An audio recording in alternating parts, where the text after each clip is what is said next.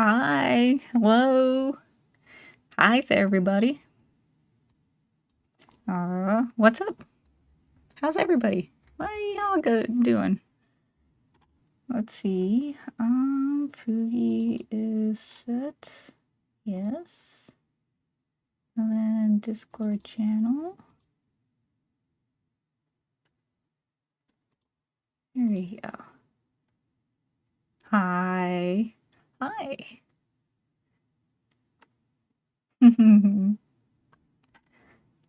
We're locking in. I've made a lot of updates with this model. There's a lot that has been changed.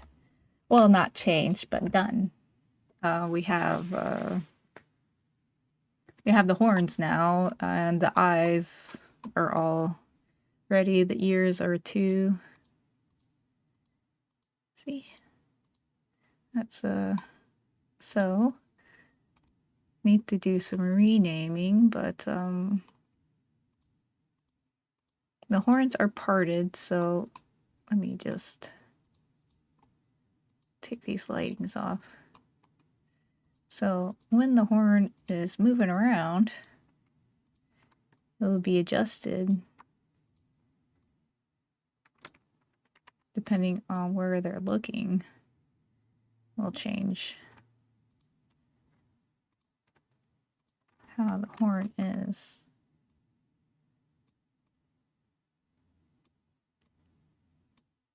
See?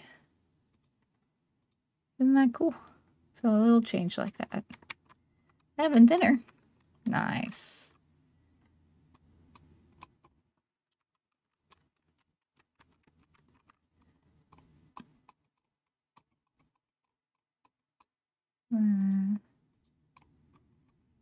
Put the lightings back on there and then it's fancy again.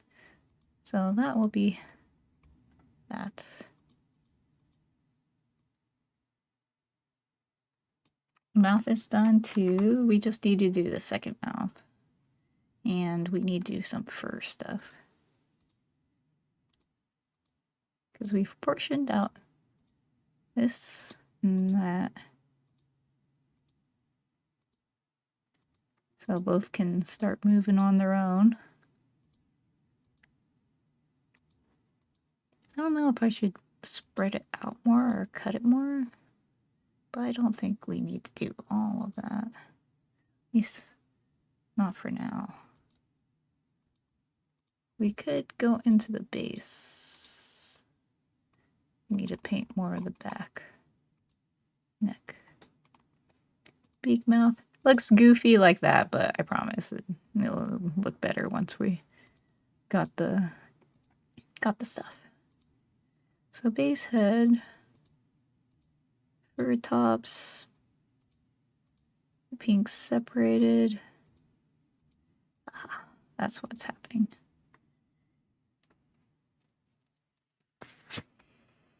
Oh, dinner sounds good. Oh, my poor wife. She was making potato soup for Friday, but it ended up burning. So it was very unfortunate. Base collar. Ooh. You need a lot of fixing in there, so.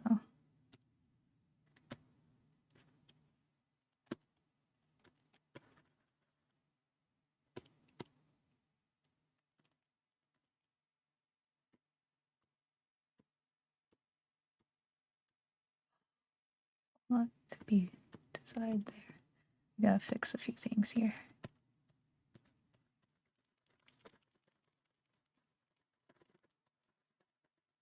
Yeah, it got burnt. Like it was fine, but the bottom of it got stuck to the, the plating and stuff, so it's really sad.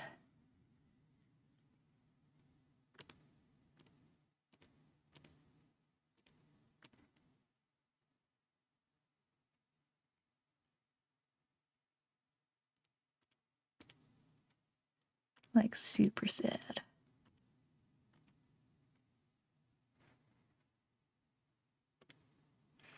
I'm sorry there's no music. You guys can add your own music that way. You guys can enjoy your own flavor music.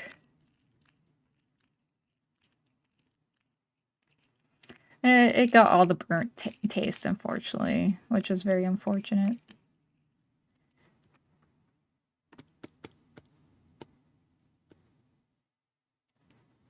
It was very sad.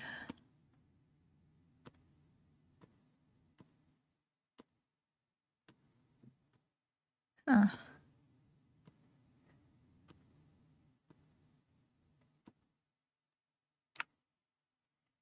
Yeah. Like, she went to, like, at first it didn't taste like that, and then, she went to, like, make it into, like, use one of those, like, shredders, or the things that make soup into soup. A blender, there you go. And, it just, no, it just, like, took all the burnt parts and smushed it together with all the good parts, and then it just, yeah, it tasted burnt. It was so sad. She's all like, "Oh, I just wanted to make it ahead of time." I was like, it happens.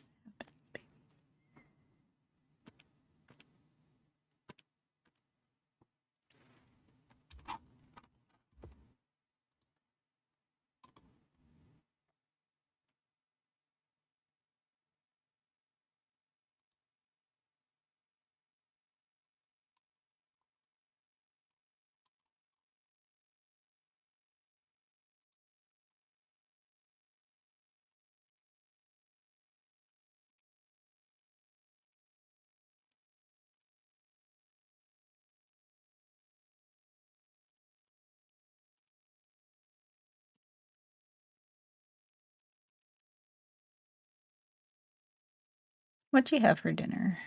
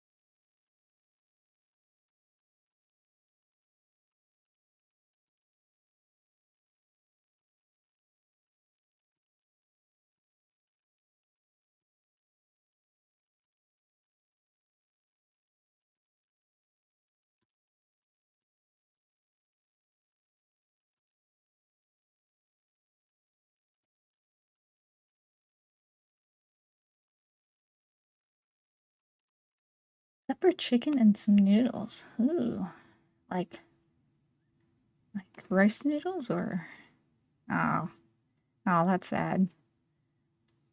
Uh, that's sad when that's dry.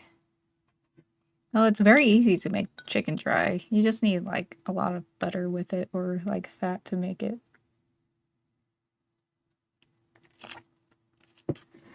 Not so cringly. Sometimes it just gets really easy for that stuff like that.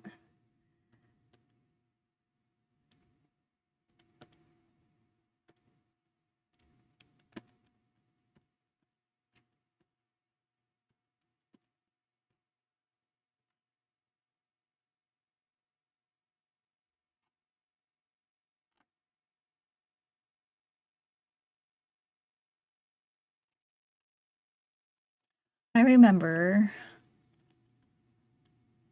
Oh,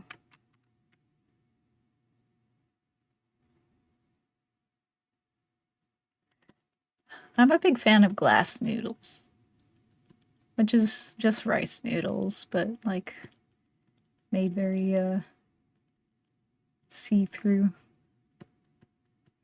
Then there's the egg noodles, and then there's ramen noodles, and then there's spaghetti noodles. It's always a difference. Yeah, glass noodles are always nice. I really like them. Fry them up and turn them into crispy stuff. It's really tasty. Okay, neck fluff goes into here, so we can paint that. We're doing the boring parts of this. This is where we're just cutting everything and repainting so that everything can be cut really nicely and then put together. The body's all done. All the body's done, the claws are done, the legs and feetsies are done. Don't really need to do much with those once they're drawn and put together. Unless you're doing something really fancy, but you usually aren't. But usually everything else is completely fine.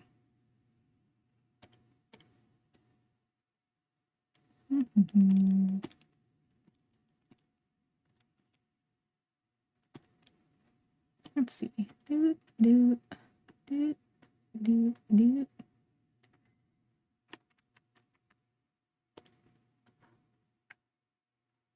Ah, okay. We need to remove that bottom part there.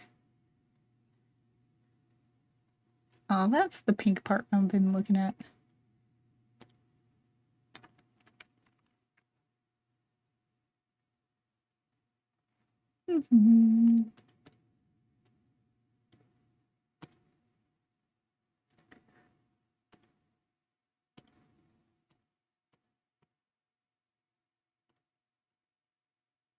What we need to do is we're gonna go onto the top shoulder here. What's this one?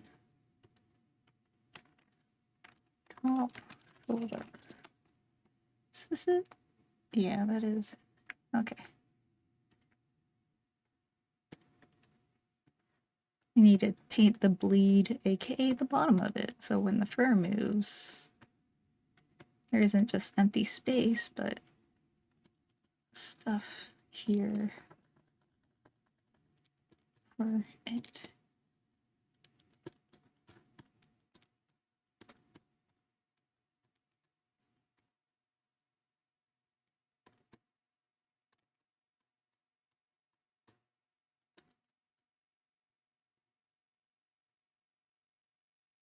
Okay, cool.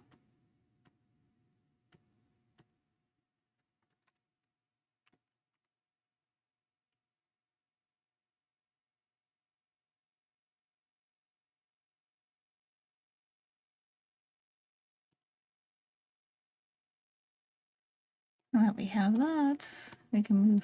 Oh, wrong thing.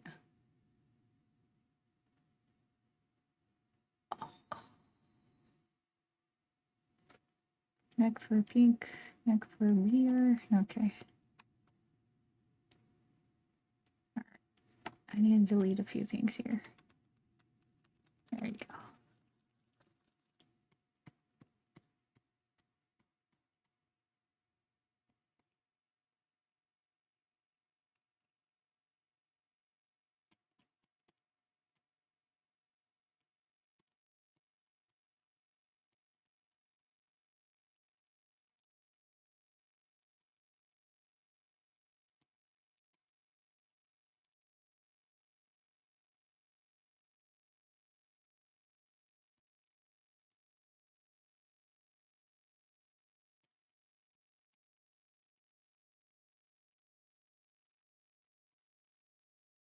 Oh, there's still stuff.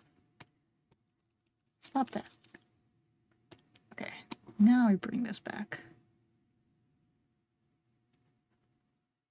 Alright, there's some other things I need to fix. Is that white outline there? Okay, we can paint that over.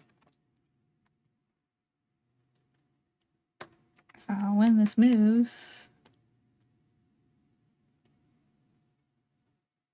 Yeah, I should probably separate it a little more so it can, like, separately move.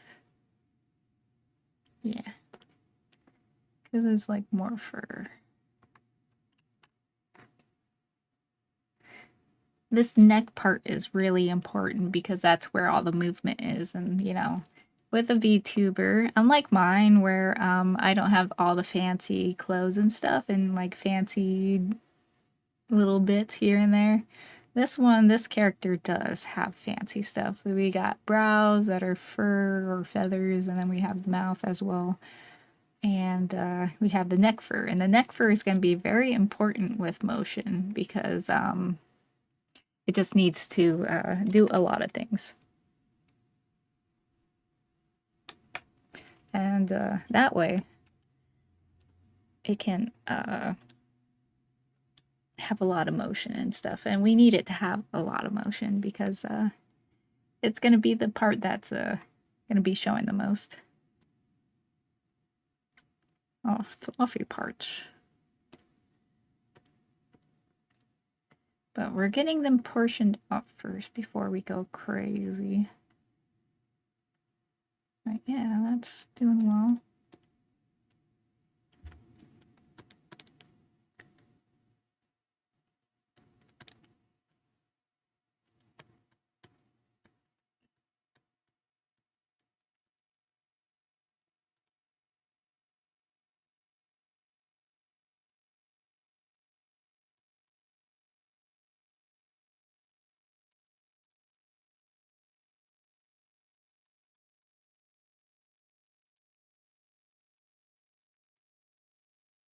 All right.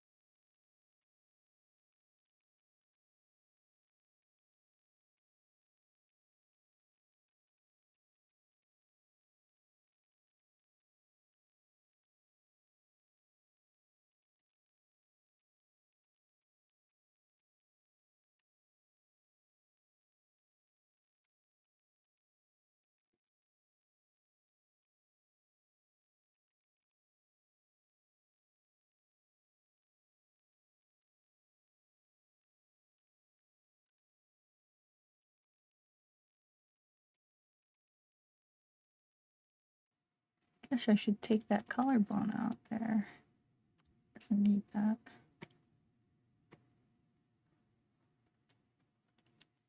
Does this needs?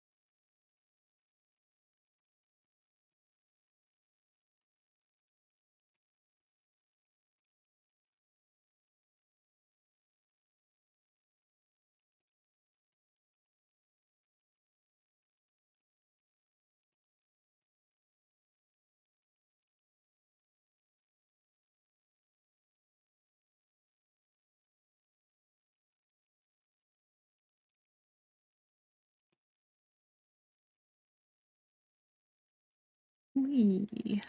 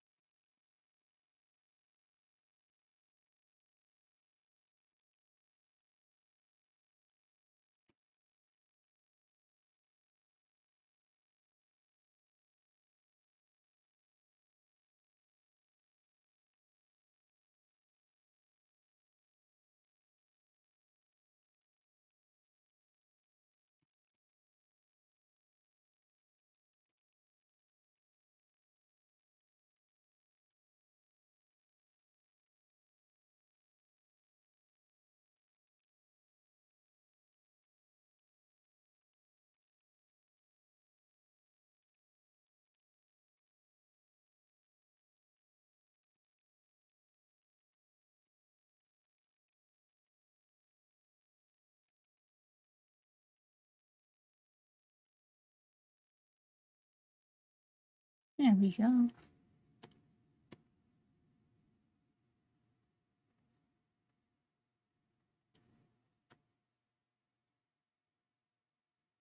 Yes.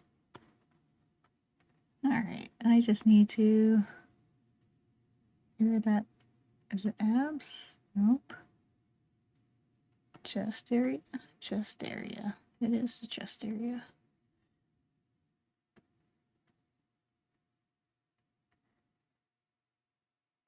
Yes. Well, chest area is going to be covered, so I guess I should make that into a bleed section. Ooh, next top.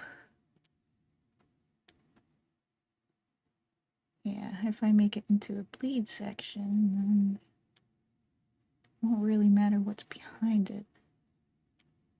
Because the fur's on top of it. Yeah, okay, cool. I'm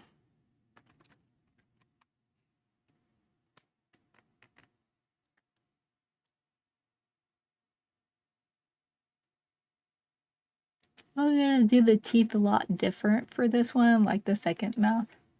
Notice that mine is like one whole image or one whole layer. We can separate the teeth, and that way it can have a more 3D look. And I know my model kind of looks 3D, but it's flat in some parts. That's being one of them. But we can make it so that it's 3D there, so when they're looking back and forth, the teeth can have a different perspective. And that's what we want to do. But first, the fur. So we can like separate these parts right here, and then we separate these to two ones, and then yeah.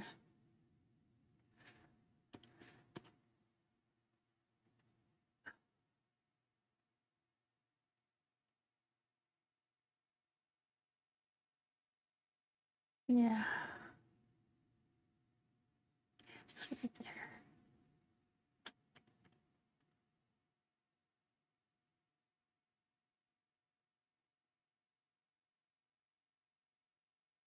Yes.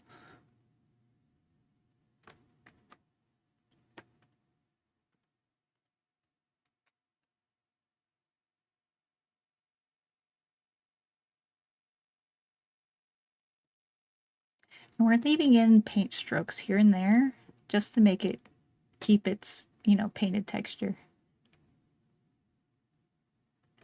Oh, yeah, they are more wiggly than before. I've made some updates here and there. Like, I make pseudo updates where, like, I don't say anything, but yeah, my ears wiggle a little more. And they do the, like, idle animation.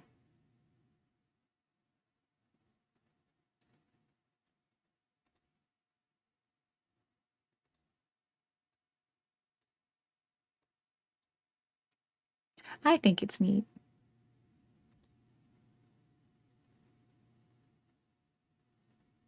Oh, no, you're not going crazy. Don't worry about it. Oh, there you go. Thank you. Yeah, no, I've added things here and there. Like, I've made more movements to my mouth, or at least my main mouth. I've made more adjustments to my eyes. A little bit more 3D movement with my face. Yeah. Like I said, I don't have all the flowy stuff. So the least I could do is make it look like more 3D. At least I think so.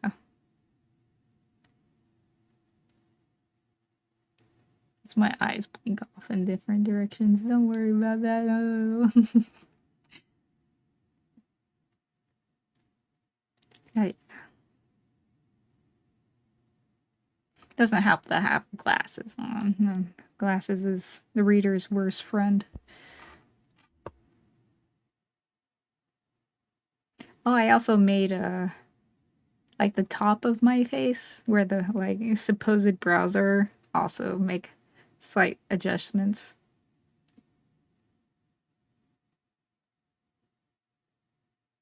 But they're very tiny. They're very subtle, so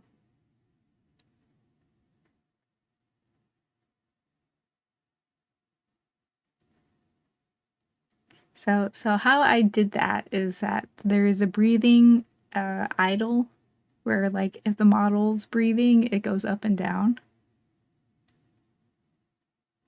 And then the other one is a blink. So whatever like it auto blinks or at least thinks it's auto blinking, one of my ears twitches.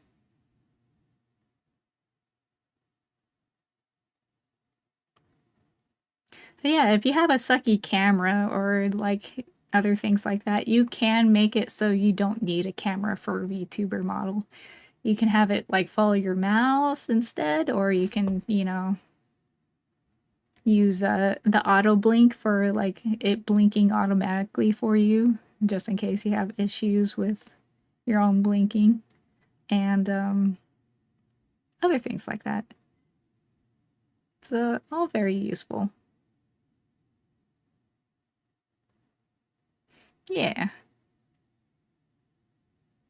I mean, you could make an idle animation too. That does help a lot. Especially for certain emotes that need like motion and all that.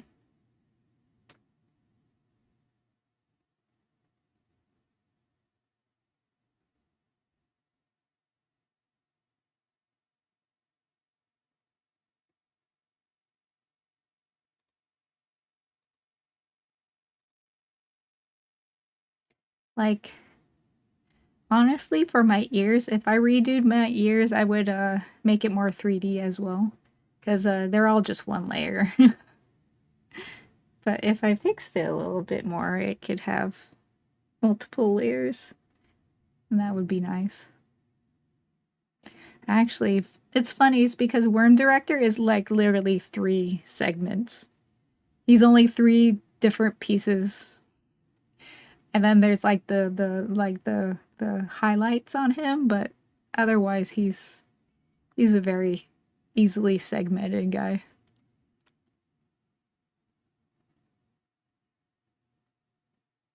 He just has a lot of jiggle physics on him. That's why I made him really quick. See, he was a super easy little guy. Yeah, exactly. And that's what we're going to do with the horns here, is that they're only 3 segments. So with 3 segments, we can adjust and like change the perspective and stuff. I don't know if I want to like have a pink glow where his horns are too. That'd be kind of cool, but I don't know. I don't know what to do with that. So I'll think about it.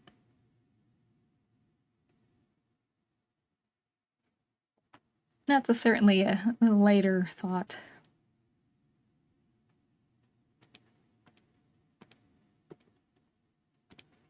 Alright, so we're gonna have this wiggle back and forth.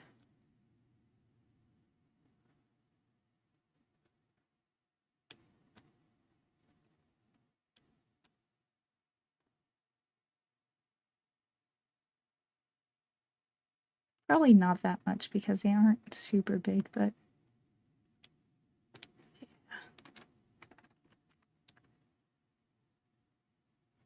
see, the longer ones wait for longer times, while the shorter ones just do like little shakes here and there.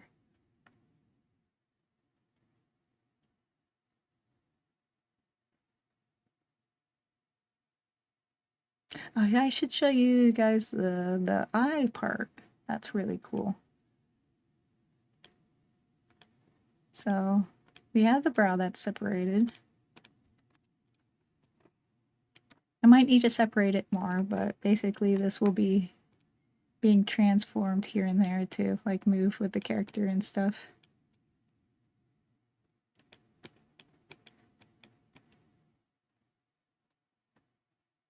Cool, huh? It won't get deformed like that, but it's basically what will be going on. Then, what other parts we have? We have the base head, so that can be moved around depending on where is it going. Like if it wants to look this way, that way, we'll follow the face around.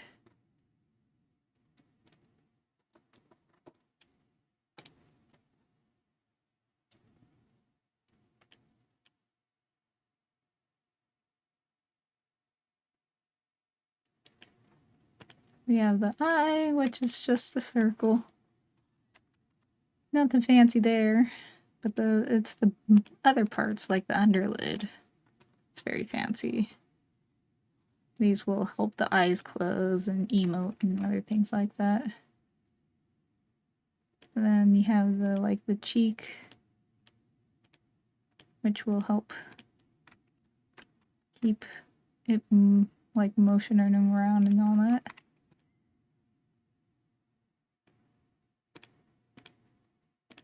And then the under fur, this feather area, that's gonna move with the mouth along with the eye. So the guy smiles like that, or frowns can go more down.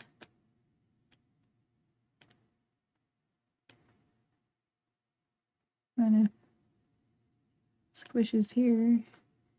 Like I said, because it turns it into like 3D stuff, it won't like blur up like that. But it'll look better. As you notice, Happy doesn't have those details on her face.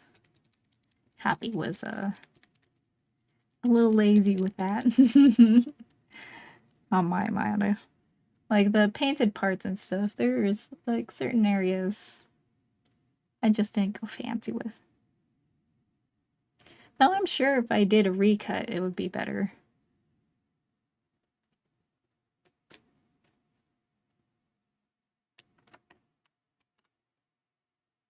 This model is so good. I've been using it for years, man. Years. Like I do touch-ups here and there, but I haven't changed it. And I might change it to like something really silly soon when I finish all these works that I have. Maybe one day, yeah, exactly. If it works, it works. It's a very good model. I do want to change the teeth so it's more 3D. That's definitely a thing I want to do.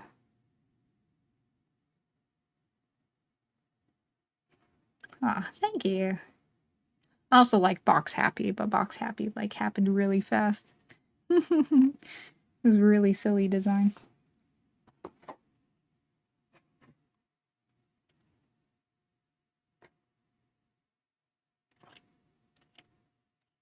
Time to drink some coffee.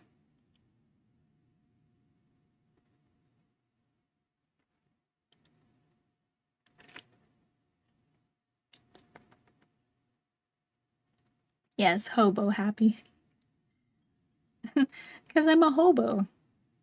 If I didn't have my wife, I would be a hobo right now.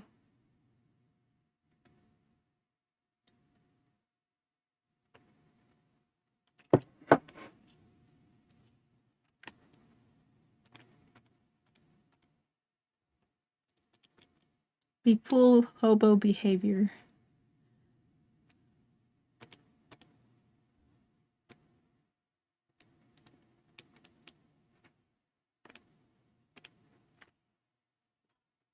I was getting a little warm. One sec.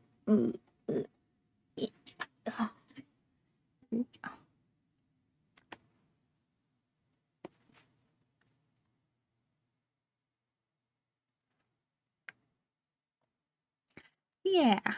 I mean, I wouldn't have been full hobo. Like when we first met, I had my own place. I had a job, or like not that I don't have a job now, but I had a desk job, so I could take care of myself and stuff. It's just wife earned more than me. That's all. Especially after her schooling.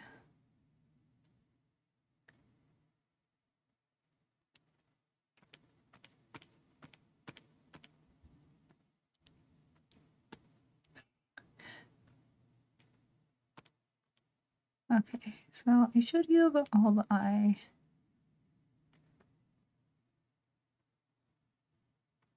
I need this layer section to be bigger than what I have currently. Okay. We are done looking at the eye.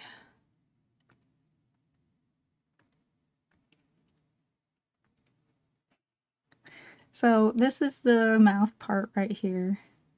It looks a little goofy, but the reason being is that when we get it into the program, it will look better. Because I'll need to make the shapes for the vowels and stuff. So we got the bottom lip there. But yeah, so when it comes to the mic and the, like reading the mouth movements and all that, having a nice big mouth will make it a lot easier. Especially a nice round one like that, and that way we can open and close it and do the mouth movements and everything.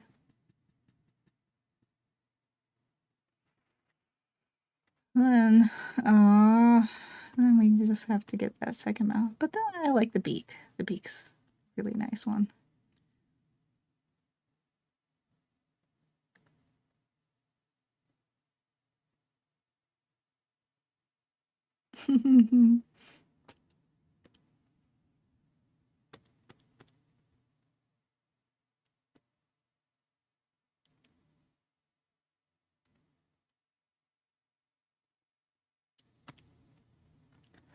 think base head needs to be cleaned up a little bit.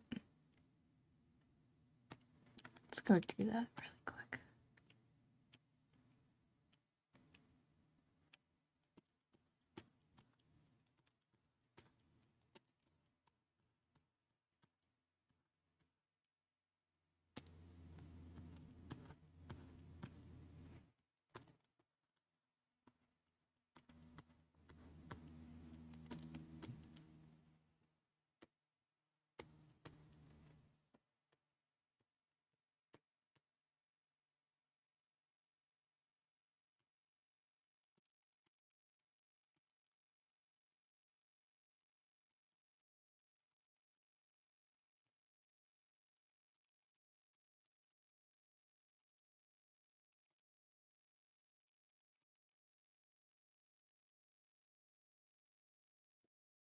There you go.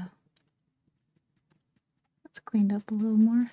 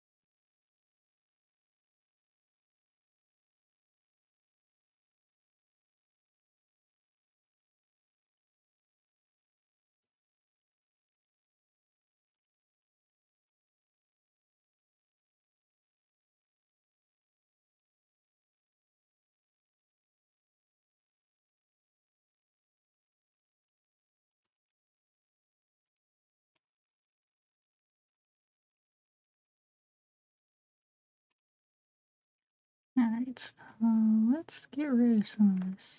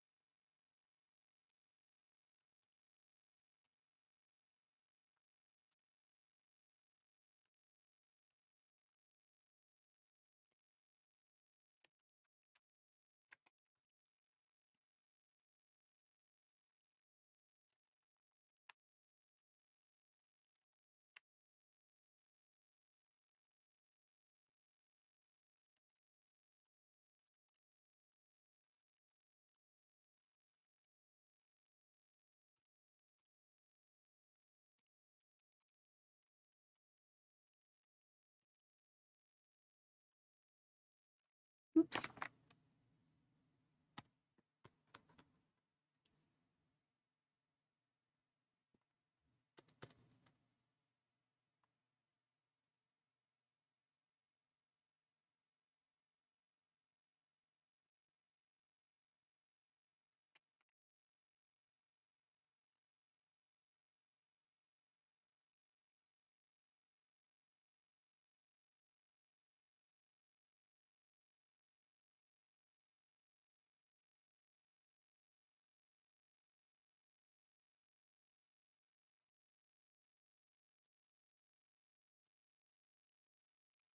Alright, I guess I do want to listen to something.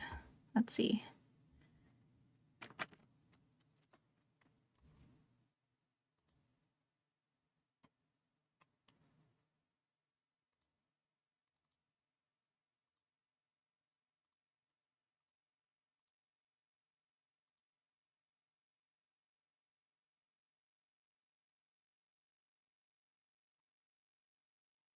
Mm-hmm.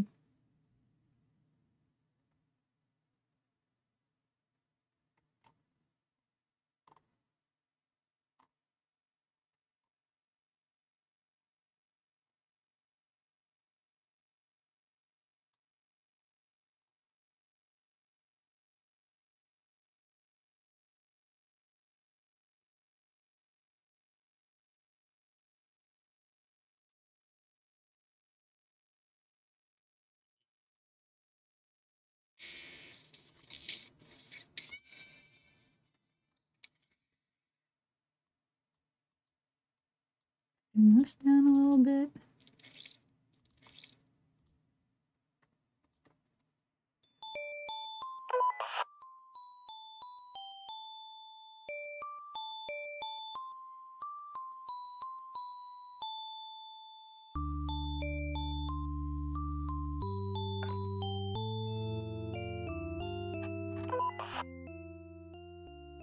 Need to lower that for me a little bit.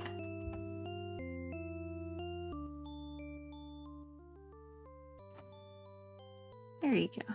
Oh.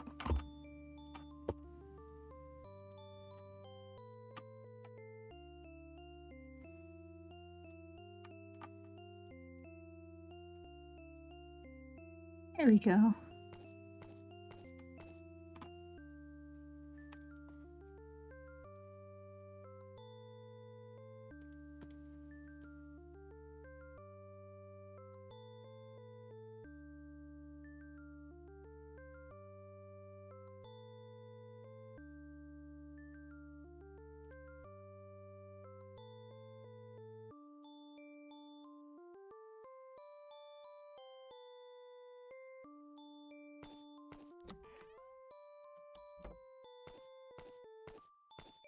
Okay, so we got this back fur done.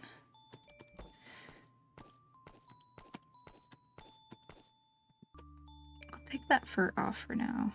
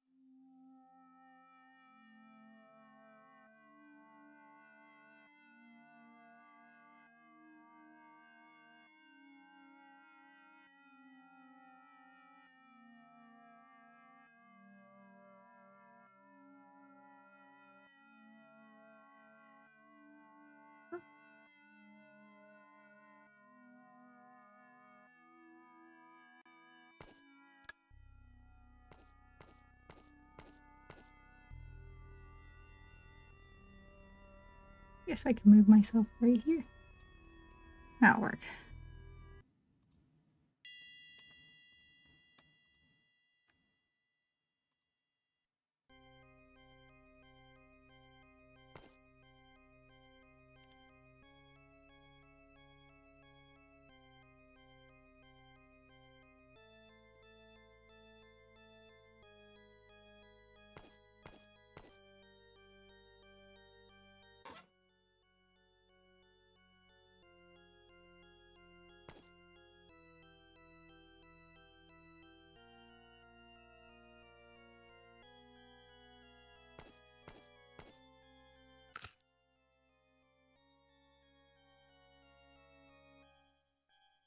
Okay.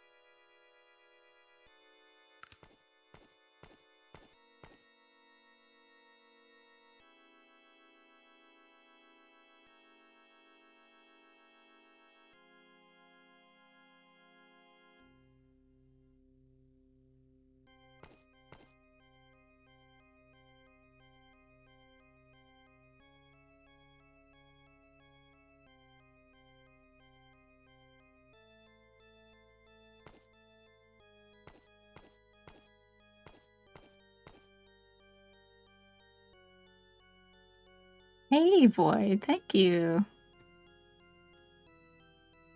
Appreciate it.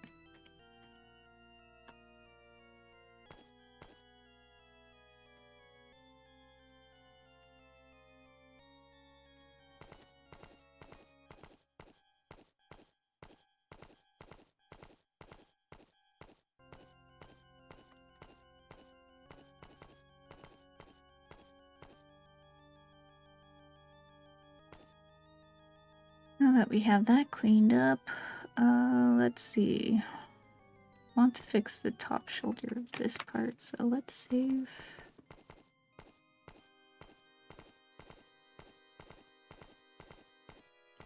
Top shoulder.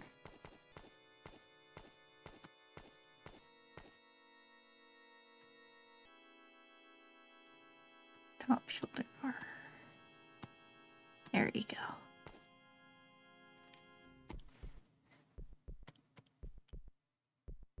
So, let's see.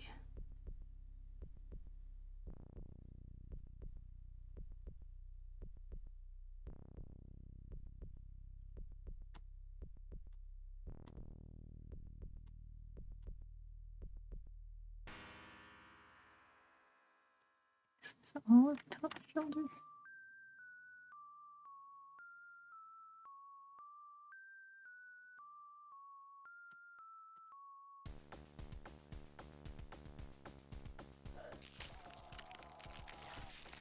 Whoa. Person just ripped their head or their face off. Spooky. Alright, so that shoulder piece needs to be added to this.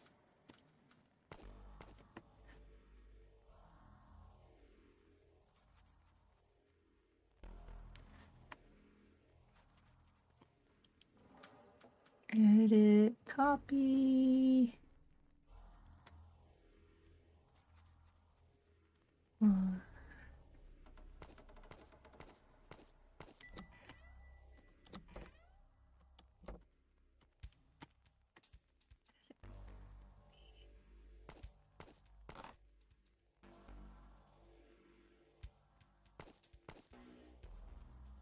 Edit, paste.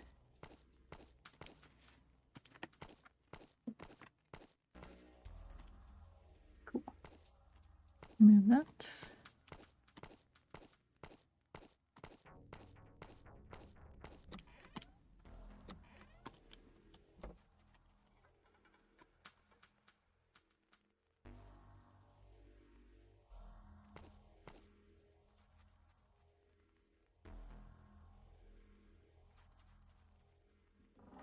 Erase this.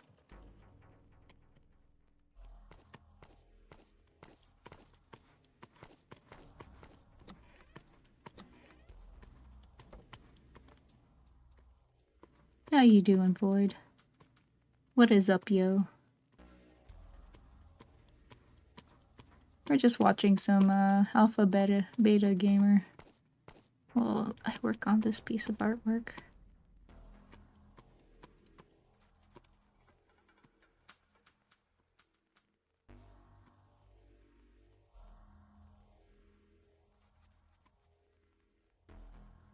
If you guys have any suggestions for videos, I'd totally be up for watching them.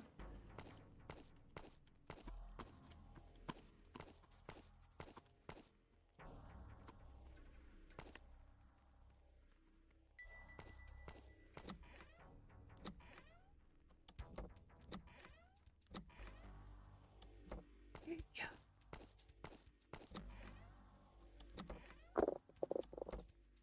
Hey, how you doing?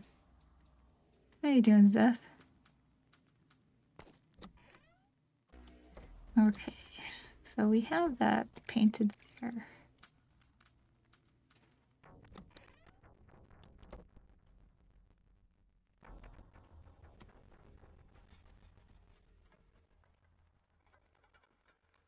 Cool.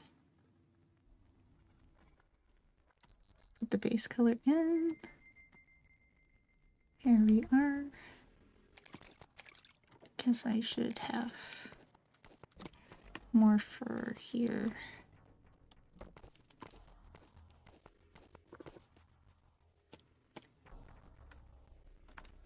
About to start D&D. Nice. What you gonna do for D&D? You can tell me the spoilers. I love spoilers. Are you gonna kill your party? Are you gonna destroy them with feels? Or are you gonna make them fight something fun?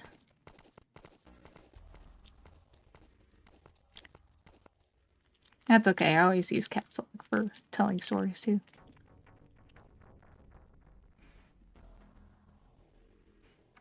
It's the only way.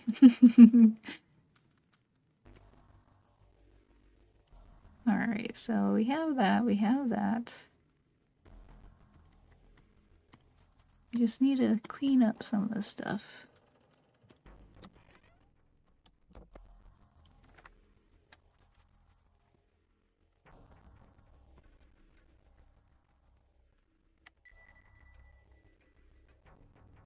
You missed the D&D adventures. Oh, that sounds magical. Yeah, I do miss them. Those were fun times. That sounds amazing, though.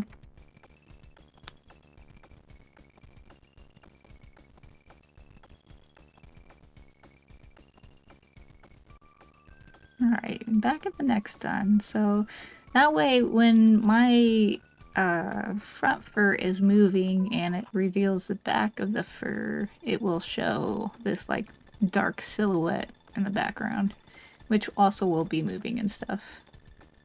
And that way it has more of a 3D look. 3D.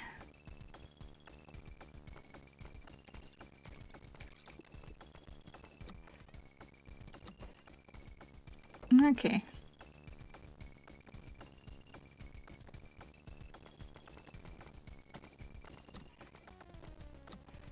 Now I could just copy paste this neck fur from the other side, but I think having just like me repainting it might help with its variety.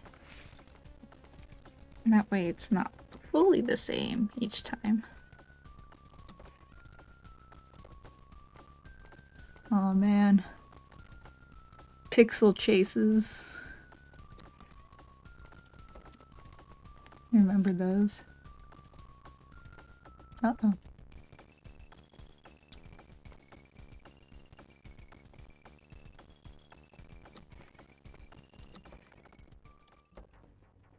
Oh, the music's done, which means it stopped following.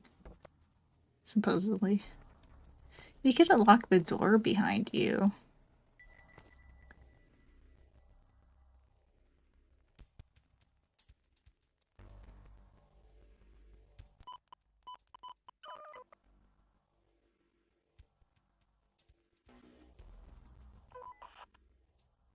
Yeah, I'd love to do that.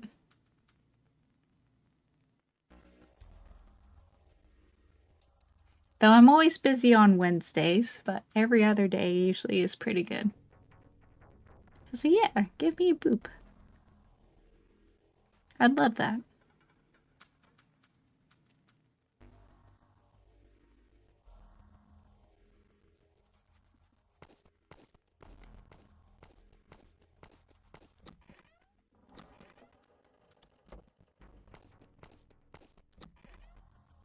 Okay, base color is done. Oh, there's so much more things to do.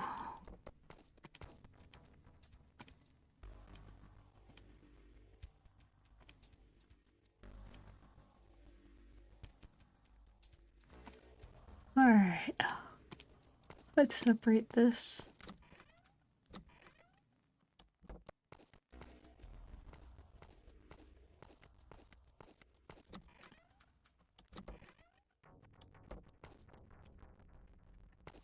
Edit copy, edit paste.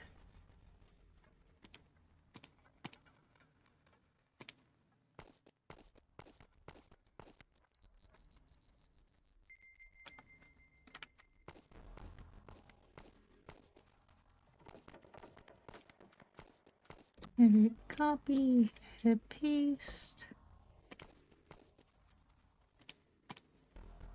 And this back fur.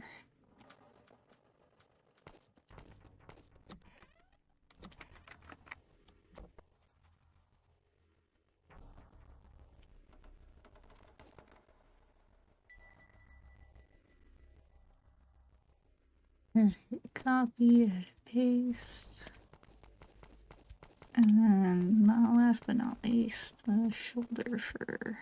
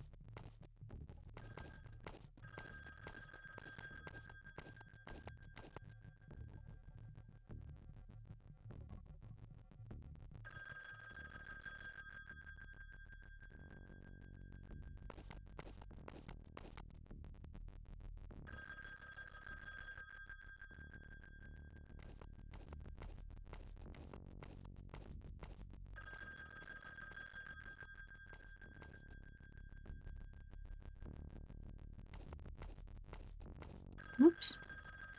Should be careful about painting like that.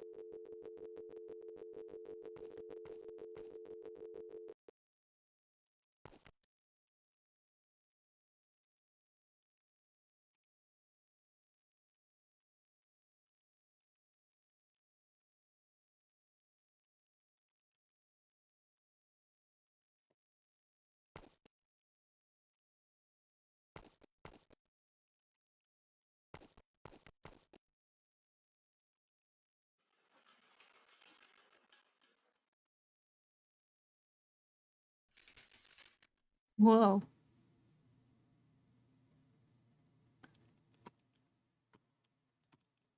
Wasn't expecting that.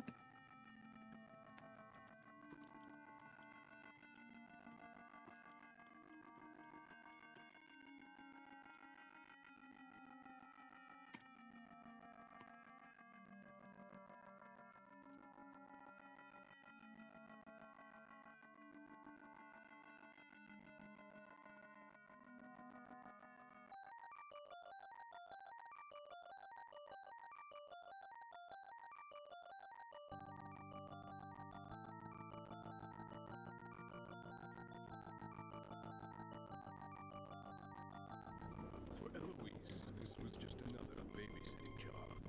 Sneak in a couple of friends, laugh the night away. Innocent teenage fun. Oh, okay, so it was just a demo. Until the breath behind the door.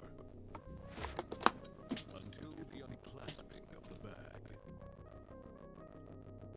One wrong decision. One fatal slip. And poor Eloise will watch them leave, beg, and die. He has something to show you. And all he wants is your soul. The Bag Man. Coming Bagman. PC and That's a gross bag. consoles. Wishlist on Steam now. Interesting.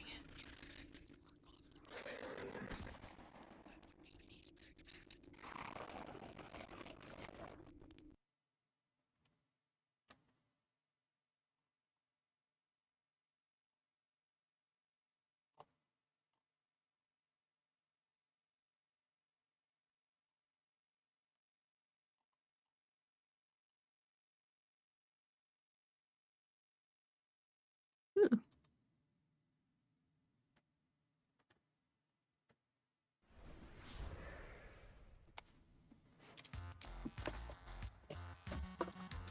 Oh, my butt. Oh.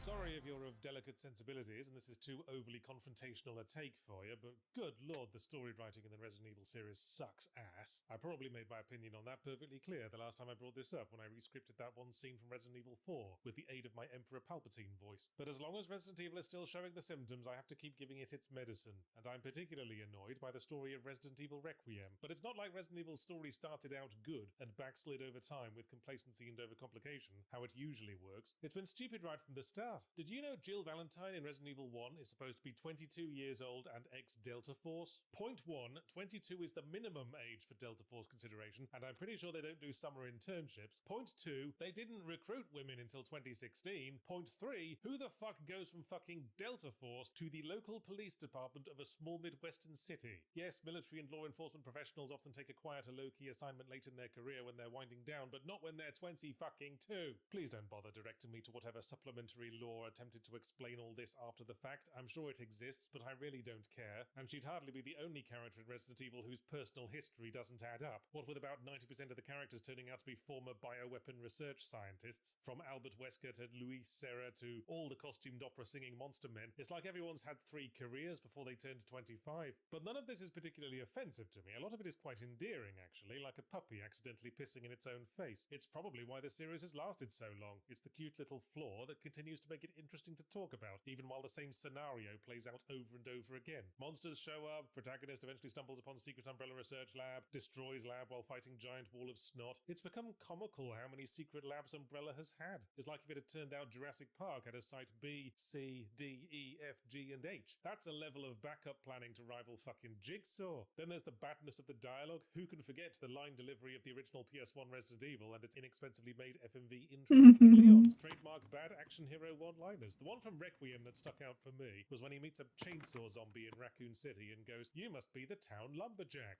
Leon, it's a city, not a town, and if there's any timber industry, they probably have more than one lumberjack. Just think, for God's sake. You never fucking think. But again, this is part of the charm. And consistent with Leon's characterization, as a former rookie cop who clearly wants to be a badass action hero but hasn't quite gotten it down. The thing Resident Evil does well is creating effective horror scenarios and set pieces that don't need context. So many of the games have very strong beginnings in a vacuum. The first zombie from RE1, the village fight from RE4, Chainsaw Wifey from RE7, indeed, RE Requiem with Grace's first chapter in the hospital. All great unnerving horror moments that build intrigue and establish mystery. The problem arises when virtually every game proceeds to explain the mystery by way of a secret underground umbrella laboratory, and the explanation tends to be nonsense. Another thing I don't want to hear from you commenters is how we shouldn't care that the story's dumb because that's not the point, it's action schlock, turn your brain off, etc. Don't make me tap the no one says the story doesn't matter when the story's actually good sign again. But my point is, there are elements of the story in Resident Evil Requiem that are bad by the standards of Resident Evil storytelling, to the point where it stops being laugh-along bad and becomes frustration bad. For one thing, it annoys me that the requisite underground lab part of Requiem falls back on two stock Resident Evil plots. Evil corporation making monsters to sell as bioweapons to the military, and evil scientist wants to create new evolution of humanity, neither of which holds up to any scrutiny, because any moron can tell the monsters aren't better than humans, they're just bigger and stronger. They're not going to be much good at composing operas or taxation or managing the education system. And as for military bioweapons, show me the uncontrollable hell monster that's a more reasonable military solution than just dropping a really big bomb. You might want to leave the infrastructure intact, Yards. Well then drop the fucking Ebola virus, or some other bioweapon that has the advantage of not ripping your own dudes apart the moment you send them in. It annoyed me because there have been times when Resident Evil has gotten it right by focusing less on how or why the monsters were created and more on the personal human motives behind unleashing them. Like RE4, Sadler wanted to rule the world. Dumb in its own way, but perfectly sufficient for this silly B-movie vibe. RE7 as well. Ultimately what set that plot in motion was a lonely little monster girl who wanted to have a family. It worked. It was neat. The problem with the bioweapons for the military plot is that it relies too much on unseen characters. Who are we selling them to? What will they use them for? There's nothing there that we can confront face to face. It's more of an abstract societal problem, and that's unsatisfying. But the really annoying part of Requiem's final act, actually, have I dropped a spoiler warning yet? Well, here it is. Resident Evil Requiem, ending spoilers for the rest of the video. Remember to like and subscribe and consider joining the Patreon if you choose to leave us now. Alright, if you're still here, the thing that annoyed me the most involves the Hello. character of Emily, a little blind girl How are who Grace you? rescues from the evil hospital, and who fairly obviously has been experimented on, so it doesn't come as much of a surprise when she gets critically injured and turns into a giant hideous monster. A monster that to my eyes looked a lot like the baby monster from RE8 actually, but let's not get sidetracked. Anyway, Leon appears in action hero mode and shoots Emily the monster dead, and it's a big trauma moment for Grace that causes her to split from Leon and go along with the villains for a little while, as well as being part of this ongoing theme where the protagonists bemoan how in the end they can't save anyone. Oh, boo-hoo, you're not the fucking Surgeon General, that's not your job. But then at the end of the game, while the nice authorities are cleaning up the scene and Grace and Leon are sitting huddled in blankets with mugs of cocoa, Grace says, "Boy, it's a shame I couldn't save Emily," and Leon replies, "It's okay, I didn't shoot her in any vitals. Let's go back to where we left her mangled carcass mouldering on the concrete for what I think has been most of a day now, scrape her up with a fish slice, and inject her with concentrated mummy kisses until she feels all better." The next and final scene shows Grace back at work sometime later on the phone with Leon, talking about how well Emily's doing, with a framed photo on her desk showing Emily miraculously unblindified and still wearing the dirty smock Spice she was wearing in Club. the science prison, weirdly. So where to start Wow. with this? How about the question of how the fuck Leon would even know where the vitals were on a big bloaty mutant baby? And if he wasn't hitting vitals, why did the monster fall down and stop moving? Did Emily have enough wits about her to play dead? Yelling questions at the screen is part of the fun of janky writing, but while I'll forgive a lot of Requiem's stupid plot turns, even that business with the computer at the end that either accepts a correct password or blows up the entire facility, fucking hell, better pray you don't mistype, I can't move past this last second miraculous saving of Emily business. Why? Well, firstly, it awkwardly absolves the protagonist of all wrongdoing and moral complexity, undermining any character growth that could have been attained from self-examination, but more importantly, it exposed the workings. Because I was immediately all but certain, can't claim to be absolutely sure, I hasten to insert, that this must have been a last-minute change. The giveaway being that the action skips straight over the whole rescuing and saving Emily part, and it's only talked about after the fact. What that yodels to me is that they weren't able to get the actor back to shoot any more scenes. And the fact that I'm thinking about that, about the nuts and bolts of development rather than the story itself, is what brings the entire artifice down. The willing suspension of disbelief gives way. It is, yes, a breaking of immersion,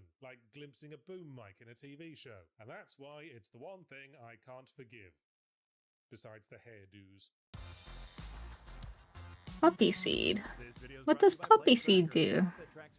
cross-platform game library. Is it like peanut buttery? Friend activity and more. Play Tracker works by connecting to a wide variety of gaming platforms. I do know if you have a drug test with poppy seeds, you'll end up testing positive. So that's a fun one.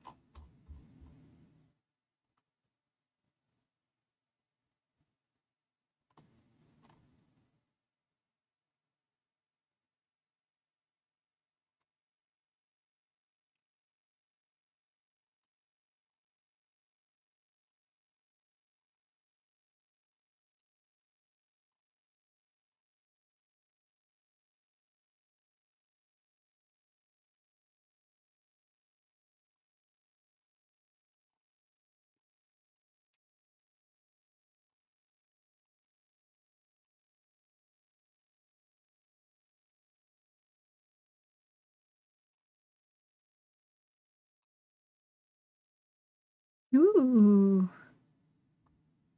I'll listen to this. $1 billion and a bright line. The Supreme Court rewrites the rules of secondary copyright. It's more tame and kind of flavorless. Oh, that's sad. It's not much of a spice, is it then? It's more like a texture thing, huh?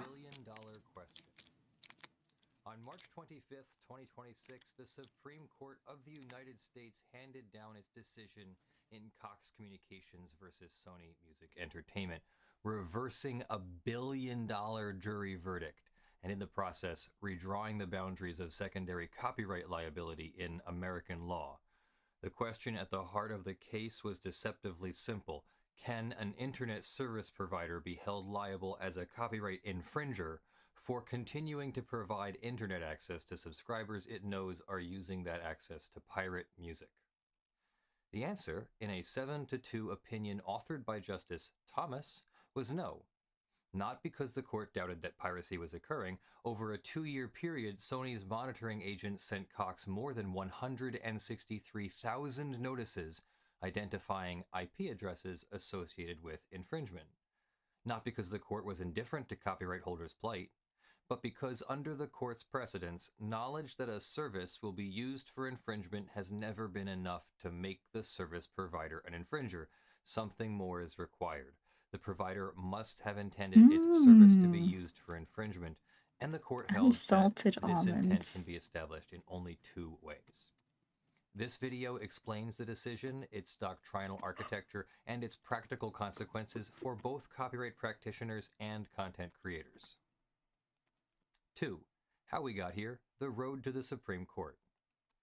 To understand why this case matters, one must first understand the legal theory that the court dismantled. I like this video already because he Copyright law shows it like a recognizes 2 forms PowerPoint. of secondary liability. Liability imposed not on the person who actually copies or distributes a copyrighted work, but on someone who facilitates that infringement or participates in that infringement. The first is vicarious liability, which attaches when a party profits from infringement it has the right and ability to supervise. The second is contributory liability, which is the subject of this case. For decades, the prevailing formulation of contributory liability in the lower courts derived from the Second Circuit's 1971 decision in Gershwin Publishing Corporation versus Columbia Artists Management, Inc. One who, with knowledge of this infringing activity, induces, causes, or materially contributes to the infringing conduct of another is a contributory infringer. Under this formulation, Sony's case against Cox was straightforward. That's Cox pretty knew cool. from 163,148 notices that specific IP addresses on its network were being used for infringement. Cox continued to provide internet service to those accounts. That continued provision of the service, Sony argued, was a material contribution to the infringement. The Fourth Circuit agreed, holding that supplying a product with knowledge that the recipient will use it to infringe copyrights is sufficient for contributory liability. The facts, however, were not quite so clean. Cox had implemented a graduated response system, warnings after the second notice, service suspensions after additional notices, and termination eligibility after 13 notices. Cox maintained that this system ended 98% of identified infringement, but the numbers told a different story to Sony's lawyers. During the claim period, Cox terminated only 32 subscribers for infringement, while terminating hundreds of thousands for non-payment. Internal Cox communications revealed employees who viewed the infringement notices as a nuisance and were reluctant to sacrifice subscriber revenue by acting on them. The jury sided with Sony, found the infringement willful, and awarded $1 billion in statutory damages. The Fourth Circuit affirmed on contributory liability, reversed on vicarious liability, and vacated the Oh, damages for retroactive yeah, that would the do Supreme it. Court took the Was case it like to super address the dry? contributory liability question alone. Could have been super dry. 3. The court's holding. 2 paths, and only 2. Justice Thomas's majority opinion begins from a premise of restraint. The Copyright Act does not expressly create secondary liability. The statute says that anyone who violates the copyright owner's exclusive rights is an infringer, and Cox did not itself copy or distribute Sony's music. Secondary liability in copyright is a judicial creation, imported from common law principles, and the court expressed reluctance to expand it beyond the forms its own precedents have recognized.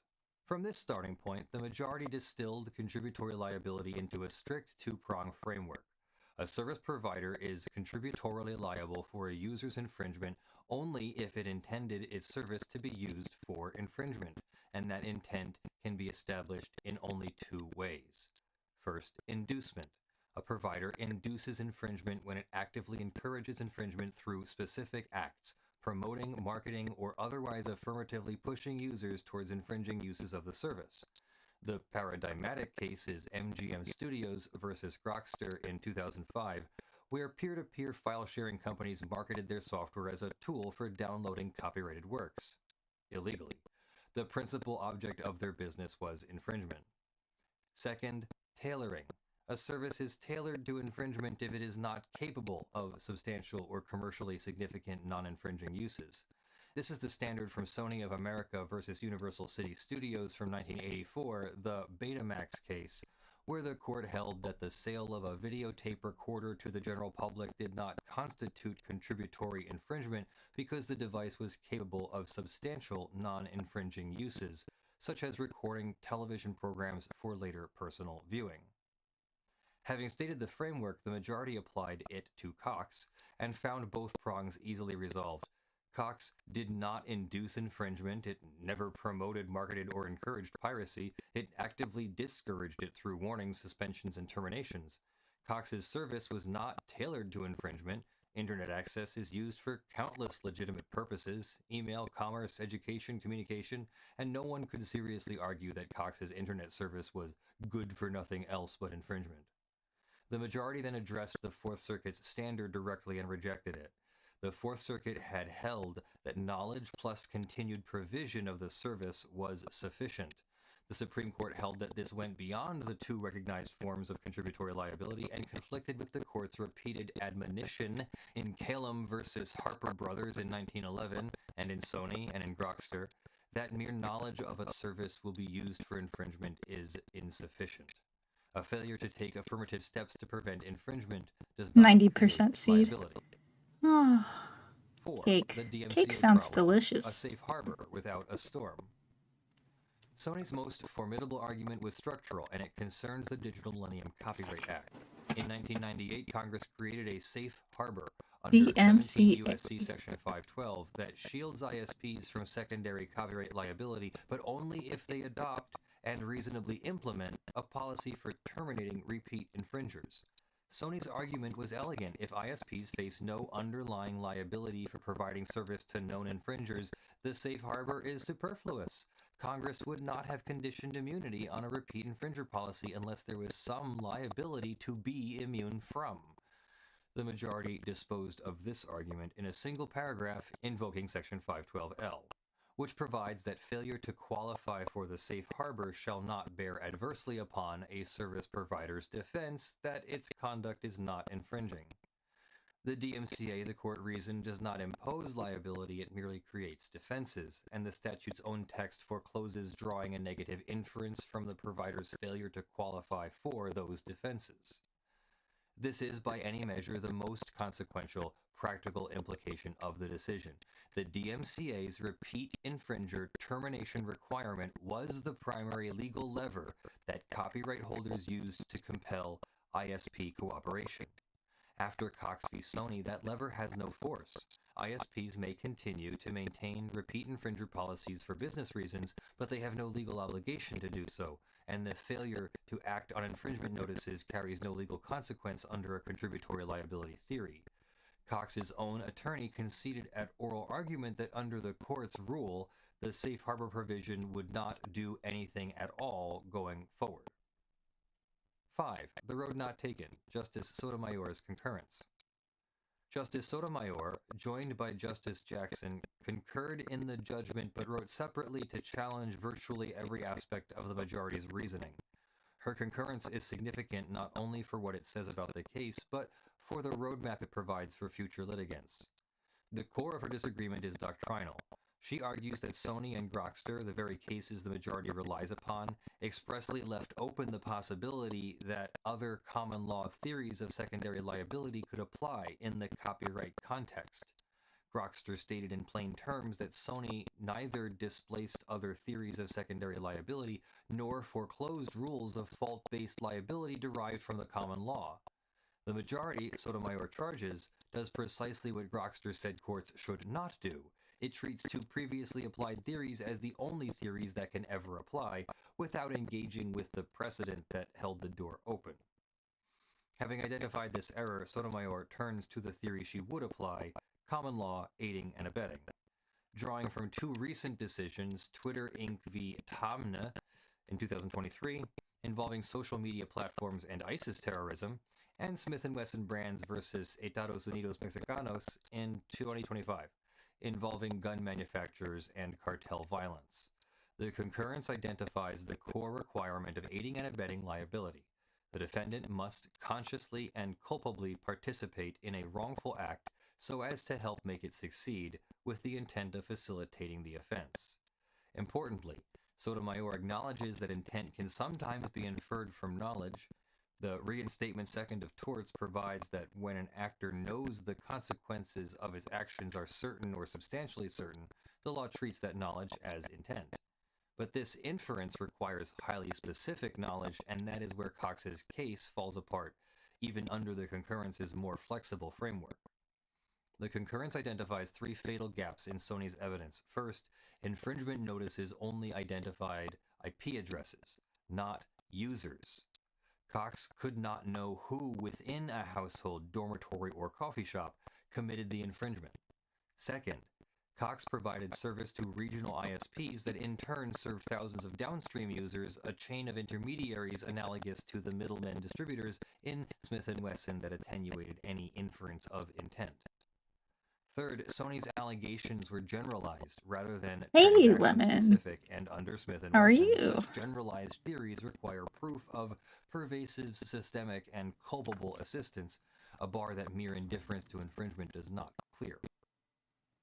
The practical significance of the concurrence is that it articulates a path by which, in a future case with different facts, an ISP could face secondary liability if a copyright holder could demonstrate knowledge of specific infringers, not merely specific IP addresses, a direct relationship between the provider and the infringer without intermediary attenuation, and conduct exceeding indifference, something approaching deliberate facilitation, then aiding and abetting liability might attach. The majority's framework forecloses this path, the concurrence keeps it open. What this means Now in that we practice. have all that, For we copyright can holders and try to content work on the creators, teeth. the decision substantially narrows the tools available to copyright holders seeking to enlist intermediaries in enforcement. Can't believe The that. strategy of Why sending would you mass do infringement that? notices to ISPs and threatening contributory I liability just if they like fail to making terminate buff. repeat infringers is no longer legally viable. Copyright holders' remaining options for combating online piracy I through think intermediaries it's neat. are limited to inducement claims, which require evidence of active encouragement of infringement. The Ooh, DMCA's air notice purifier. and pay-go That regime sounds for nice. hosted content, which applies to hosting providers, not ISPs, vicarious liability, which requires both supervisory control and a direct I'm just financial listening benefit to from the infringement, a theory funny the Fourth Circuit already rejected on piracy these facts, and direct suits against case. individual infringers which remain available but are costly and impractical at scale. I should know that's my day-to-day practice, defending people from those kinds of suits.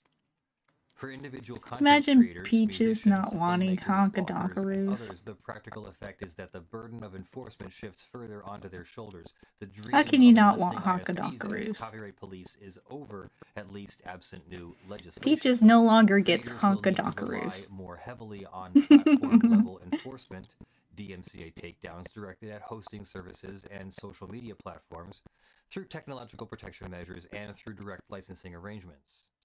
For Nope. service providers, ISPs You no remain longer responsible get beneficiaries. The decision Honkadonkaroos. eliminates the legal risk that animated compliance with repeat infringer policies. This does not mean ISPs will immediately abandon those policies. There are contractual obligations, customer expectations, and their relationship with content industries provides independent incentives, but the legal compulsion is gone. ISPs are now free to calibrate their response to infringement notices based on business judgment rather than litigation risk. For platforms and other service providers, the decision's implications extend well Yeah, beyond YouTube traditional stream. ISPs.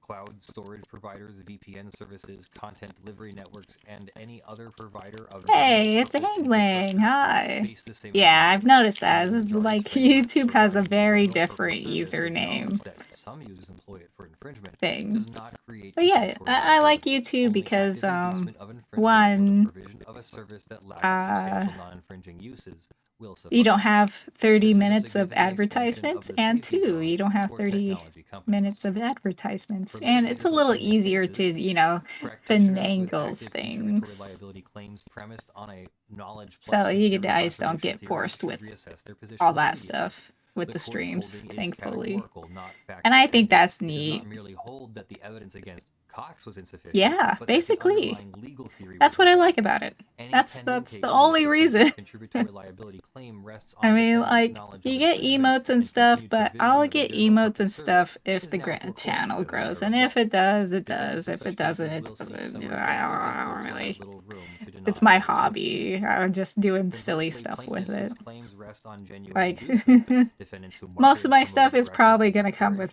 from infringement, art, are unaffected. probably The not from proximate YouTube. inducement So, theory remains fully intact. yeah. Claims against services that are genuinely tailored Yeah, to yeah. infringers, No, a lot of lacking people have like substantial old non-infringing accounts. uses, Like likewise most people survive. aren't The commenting decision normally, or if narrows they the do, you theory know, but there's does not just eliminate secondary silly stuff. copyright liability altogether. Exactly, Seven, exactly. the patent law parallel. One aspect of the decision that So I deserves kind of like attention this from stuff. I mean, practitioners in Twitch both has some copyright nice and stuff. patent law is the majority's But explicit alignment of like I said, contributory I copyright just don't like the liability setup. with patent law's statutory framework. Like, I The like opinion it, draws I a direct understand parallel it, between its two-pronged and test all and that, but 35 Amazon USC being in section control of 271 B and everything C, makes me a little, inducement liability, which little requires affirmative intent unsure. that a product be used to infringe, and contributory infringement, which requires products especially made or adapted for infringement. Even I get This irritated with parallelism it. is doctrinally I'm trying to tied watch to the somebody and irony there's that practitioners there's should like note. 3 Patent minutes of law's ads. contributory infringement framework is a statutory I creation just with hate it. explicit textual boundaries. I Copyright hate law's it contributory liability, with a by contrast, passion. is entirely judge-made. By importing the patent framework wholesale, the majority has arguably constrained copyright's common law secondary liability more rigidly than Congress constrained patent law's statutory secondary liability, imposing bright-line limits on a doctrine that was, Okay. by its nature, supposed So to now I evolve have with the all of common law. this.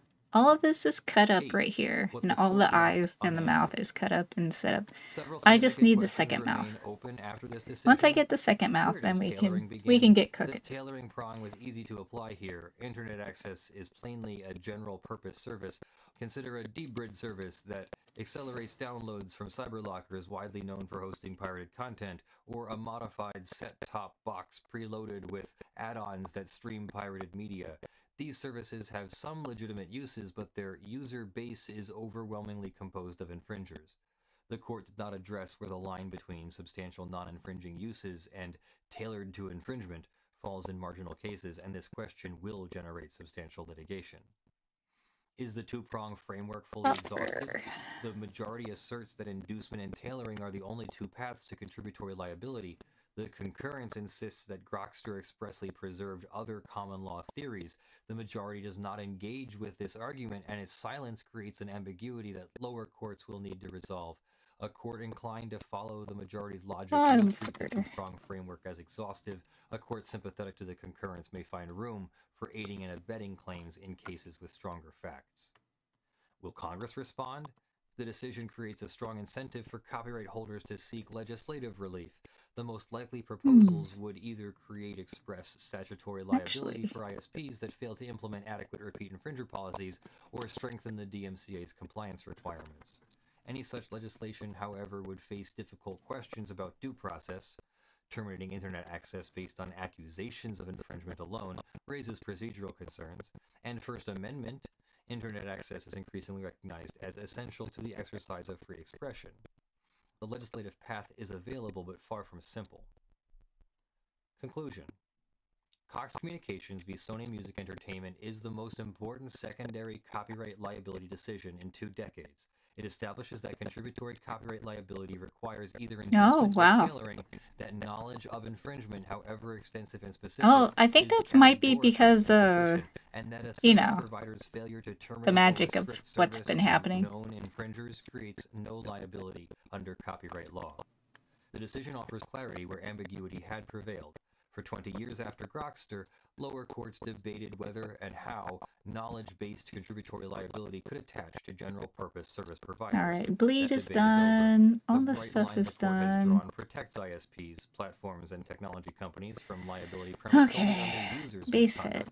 hit. It also, as Justice Sotomayor warns, dismantles the statutory incentive structure that Congress created to Second encourage mouth. ISP cooperation in copyright enforcement. Whether the decision proves to be a wise act of judicial restraint or an act of judicial overreach that leaves copyright holders without meaningful recourse against intermediaries will depend in part on what Congress does next. In the meantime, the law is clear. Providing a general-purpose service with knowledge that some users will abuse it is not copyright infringement. To hold otherwise, the court tells us, would be to expand secondary liability beyond what precedent supports and beyond what the Copyright Act requires.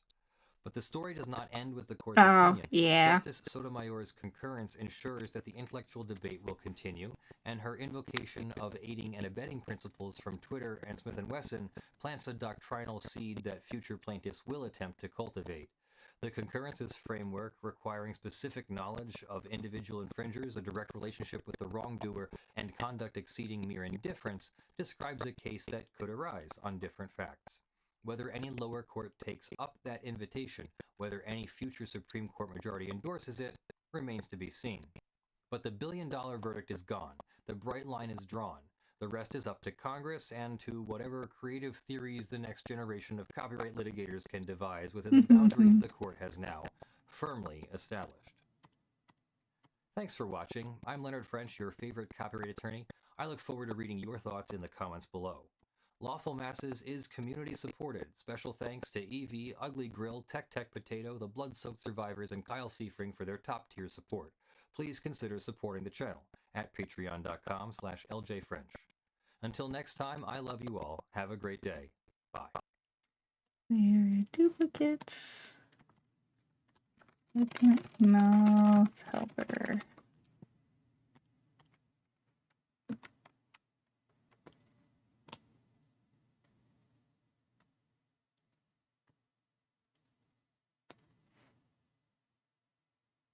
Okay, cool.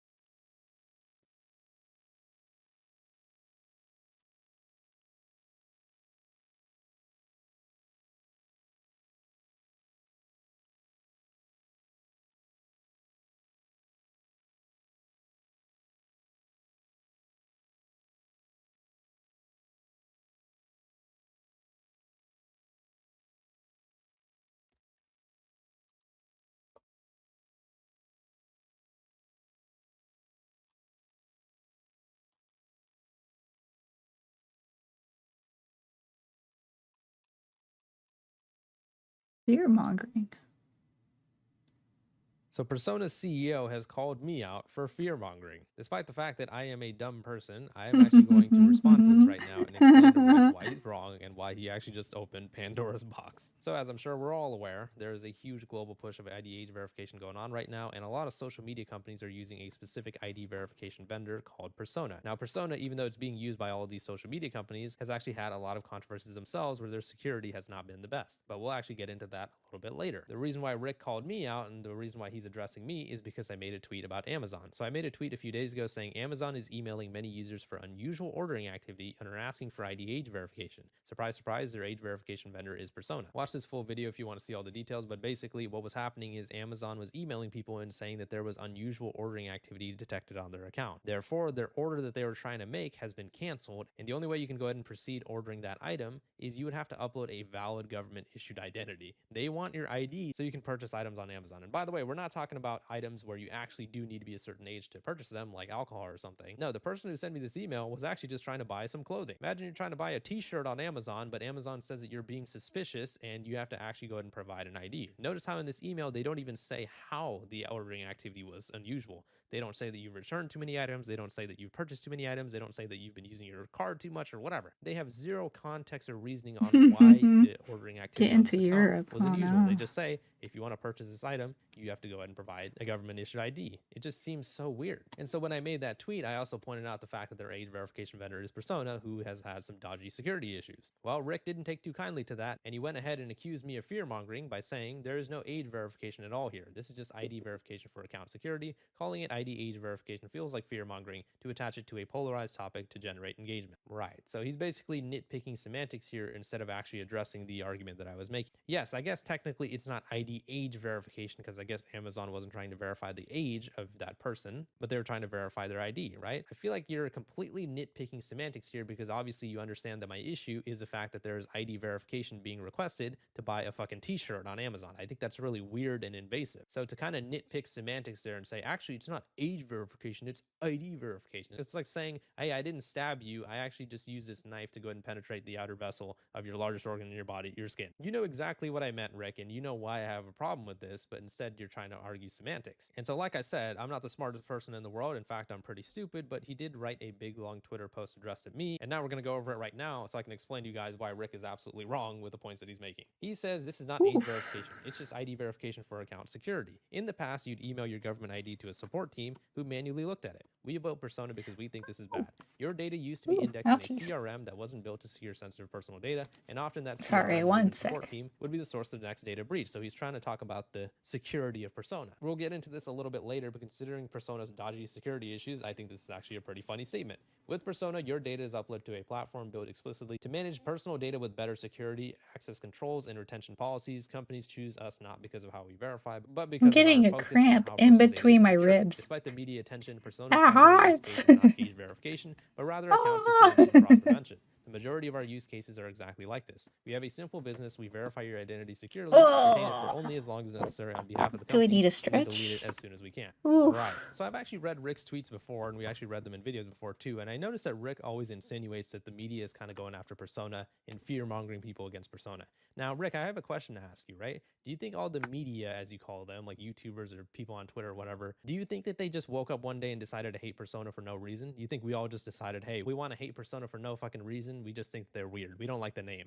No, it's because Persona has been involved in a lot of dodgy security things in the past, especially as of recent history. Let's talk about the stuff that I myself have personally covered, right? So on February 15th of 2026, I made a video talking about the fact that Discord was running a pretty disturbing experiment. Discord had claimed vehemently, up and down, hey, when you go ahead and provide us your ID age verification information, none of that is leaving your device. It's not being stored anywhere. Don't worry, you can trust us. Well, they were partnered with you guys at the time, and a lot of people were finding this notice in the UK saying if you are located in the UK, you may be part of an experiment where your information will be processed by an age assurance vendor, Persona. The information you submit will be temporarily stored for up to 7 days, then deleted. For ID document verification, all details are blurred except your photo and date of birth. So only what's truly needed for age verification is used. But I thought Discord said that they wouldn't be storing any of our information at all. So how is it now even being temporarily stored for 7 days? Discord lied to us, and you guys were complicit with that lie because you guys saw Discord's statement and you guys let them make that statement knowing that it wasn't true. Now, Rick, if this was the only thing that was against Persona, I would give you the benefit of the doubt and say maybe there's some some sort of misunderstanding here. Maybe Oof. Discord was the ones in the wrong. But if this was the only thing that Persona had been exposed of doing,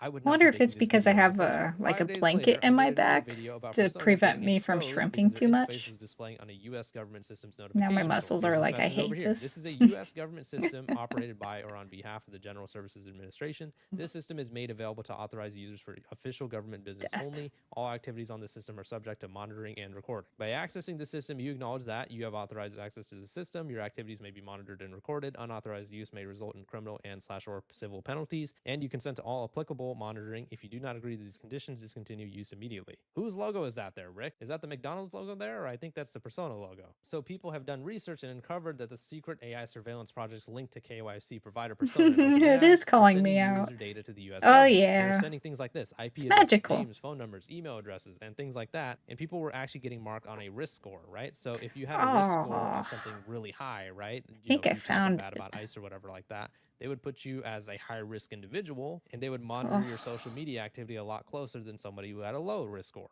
Right? Now, keep in mind, Rick, you know, I know you're going to be watching this video. I'm just talking about the articles that other people have posted. I'm talking about the research that other people have made, right? Now, this is piece number 2, evidence number 2, against Persona being quite shady and taking all the information of their users and using it for nefarious means. I am simply talking about a story Return that to was crab. researched and done by somebody else, and a lot Honestly, of people are talking yeah. about this and showing that Persona has been really shady as of late. What should And we you guys do? were also backed by Peter Thiel, who is also a very shady person himself. So remember, this is just piece number 2 of information and evidence that Persona might not be the most reliable company in the world. Well, where's DJ Khaled when you need him? Because I got another one. Persona was then exposed by a different source for working with LinkedIn, where they were sending your face and other personal data to a global network of trusted third-party sources. Your ID and photo are used to train their AI. These were a bunch of the trusted third-party companies that were processing your personal data on their behalf and what they were doing with your data, all the different locations that they were in. Remember, this is all a bunch of research that was done by other people, going ahead and showing that Persona was using your data and sending it to other people, even though your data is supposed to be securely just processed on LinkedIn. Persona was collecting in a 3-minute identity check your full name, passport photo, selfie, facial geometry, chip data, national ID number, nationality, sex, birthday. You guys Holy get the shit. idea. They were collecting a ton of information about you just in a little 3-minute check for LinkedIn. This is information and evidence number 3 against Persona being pretty shady, Rick. So I think you see where I'm going. So when you say that I'm fear mongering and you say that, oh, you know, we have no reason to not trust Persona, look at all this type of shady stuff that's going on. And I'm not even done yet. Persona has also been involved in a lawsuit. So Persona has been involved in a lawsuit, Washington versus Persona Identities, which, correct me if I'm wrong, I believe is still ongoing, where plaintiffs claimed that Persona violated the Illinois Biometric Information Privacy Act by collecting, storing, and using facial geometries from selfies during driver registration without proper consent. Keep in mind that this was the exact same accusation that was made by the person who did the information and research about LinkedIn, where they were saying that Persona through LinkedIn was collecting your facial geometry information as well. What a coincidence, right? That's a pretty crazy lottery level coincidence, right? The appellate court that was looking over this even reversed the lower court's decision, holding that Persona was not a party to the contract and couldn't enforce arbitration, allowing the lawsuit to proceed in court. So that is piece of evidence number 4 against Persona. And once again, I am not done yet. Like I said, Rick, I think you might have opened Pandora's box here. Discord themselves, and before I even get into this, I understand that Discord themselves are very shady and they've had a lot of lies and security issues themselves, but they also gave their 2 cents on Persona as well. They were talking about the test that they did with Persona, where they were using you guys as a third-party IDH verification vendor. In January, we ran a limited test with Persona in the UK only. After completing the test, we decided not to move forward with them, and consistent with our privacy policy, all data was deleted after completing verification. We've set a new bar for any partner offering facial age estimation, including that it must be performed entirely on device, meaning your biometric data never leaves your phone. Persona did not meet that bar. Interesting, right? So 5 different sources are accusing you guys of having faulty security issues, of you guys not being up to par, but yet people who are criticizing you, you're accusing them of fear mongering. Damn, isn't that pretty interesting, huh? So, you know, if this was one of those things where Persona got exposed once for doing something shady and you were able to provide an explanation, this wouldn't even be an issue between us, Rick. But, you know, the fact that you're saying that I'm fear mongering despite this mountains of evidence against you and your company, I am within my rights to believe that you are being incredibly disingenuous. Rick, if you want to go on record and say all the sources of information I just showed, they're all wrong, they're all biased, and all of them were lying about Persona, you can go ahead and do that. But obviously you have to look at it from my situation and my shoes. After seeing all these different types of information and evidence against your company, why would I give you I the think benefit I of the have doubt? the Of course, tooth I'm I going to want to believe use. the mountain of evidence that is against you guys. Now, Rick, I just showed you line by line why I have a problem with your company. And I even showed you 5 different pieces of information and sources that were accusing you guys of wrongdoing. If you're so correct and everything that you say is right, why don't you go ahead and make a Probably. video countering everything that I said, or why don't you make a tweet or whatever?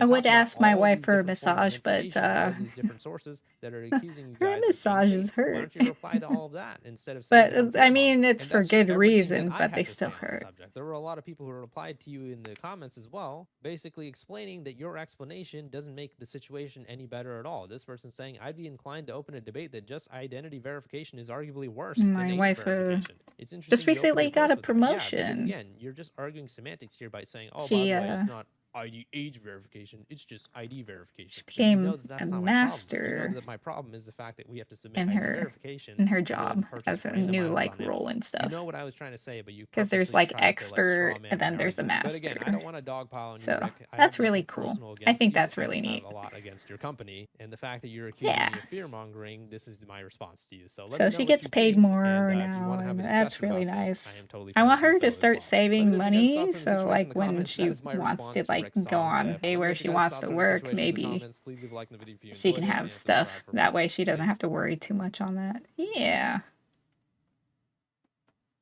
It's very exciting. It's very nice.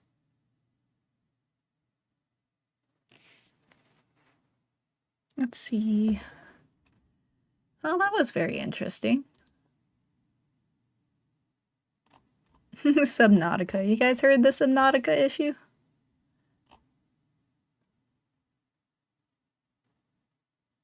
Well, that is a cute Vroid.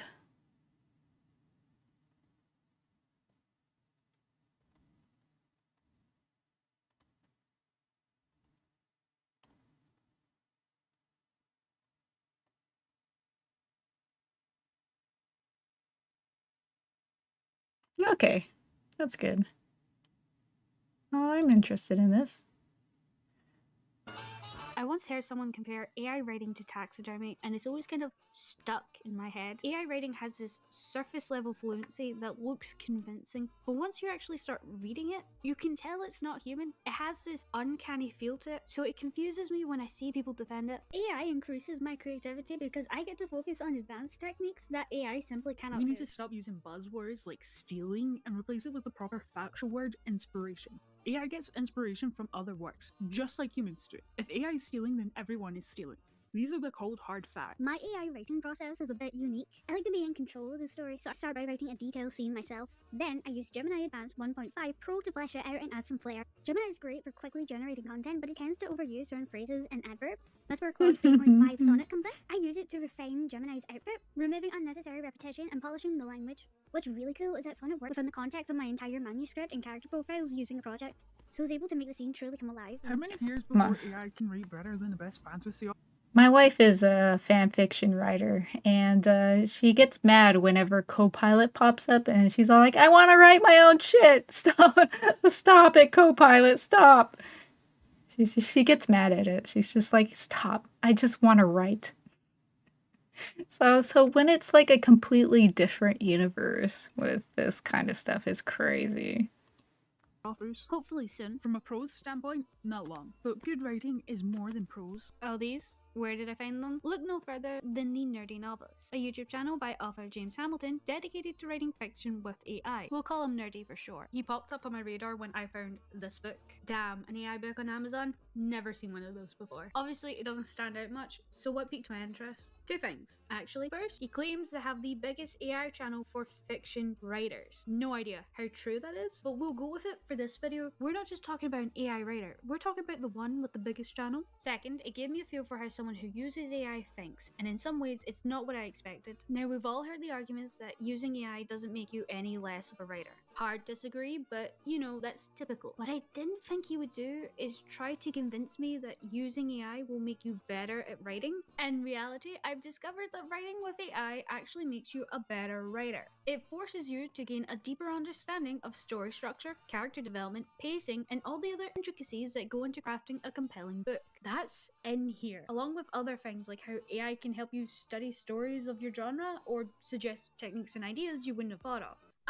No thank you. I'll pass on the regurgitated info. I think I'll stick to actually knowing the source when I try to learn something. Now this next one made me think, what if he's the AI?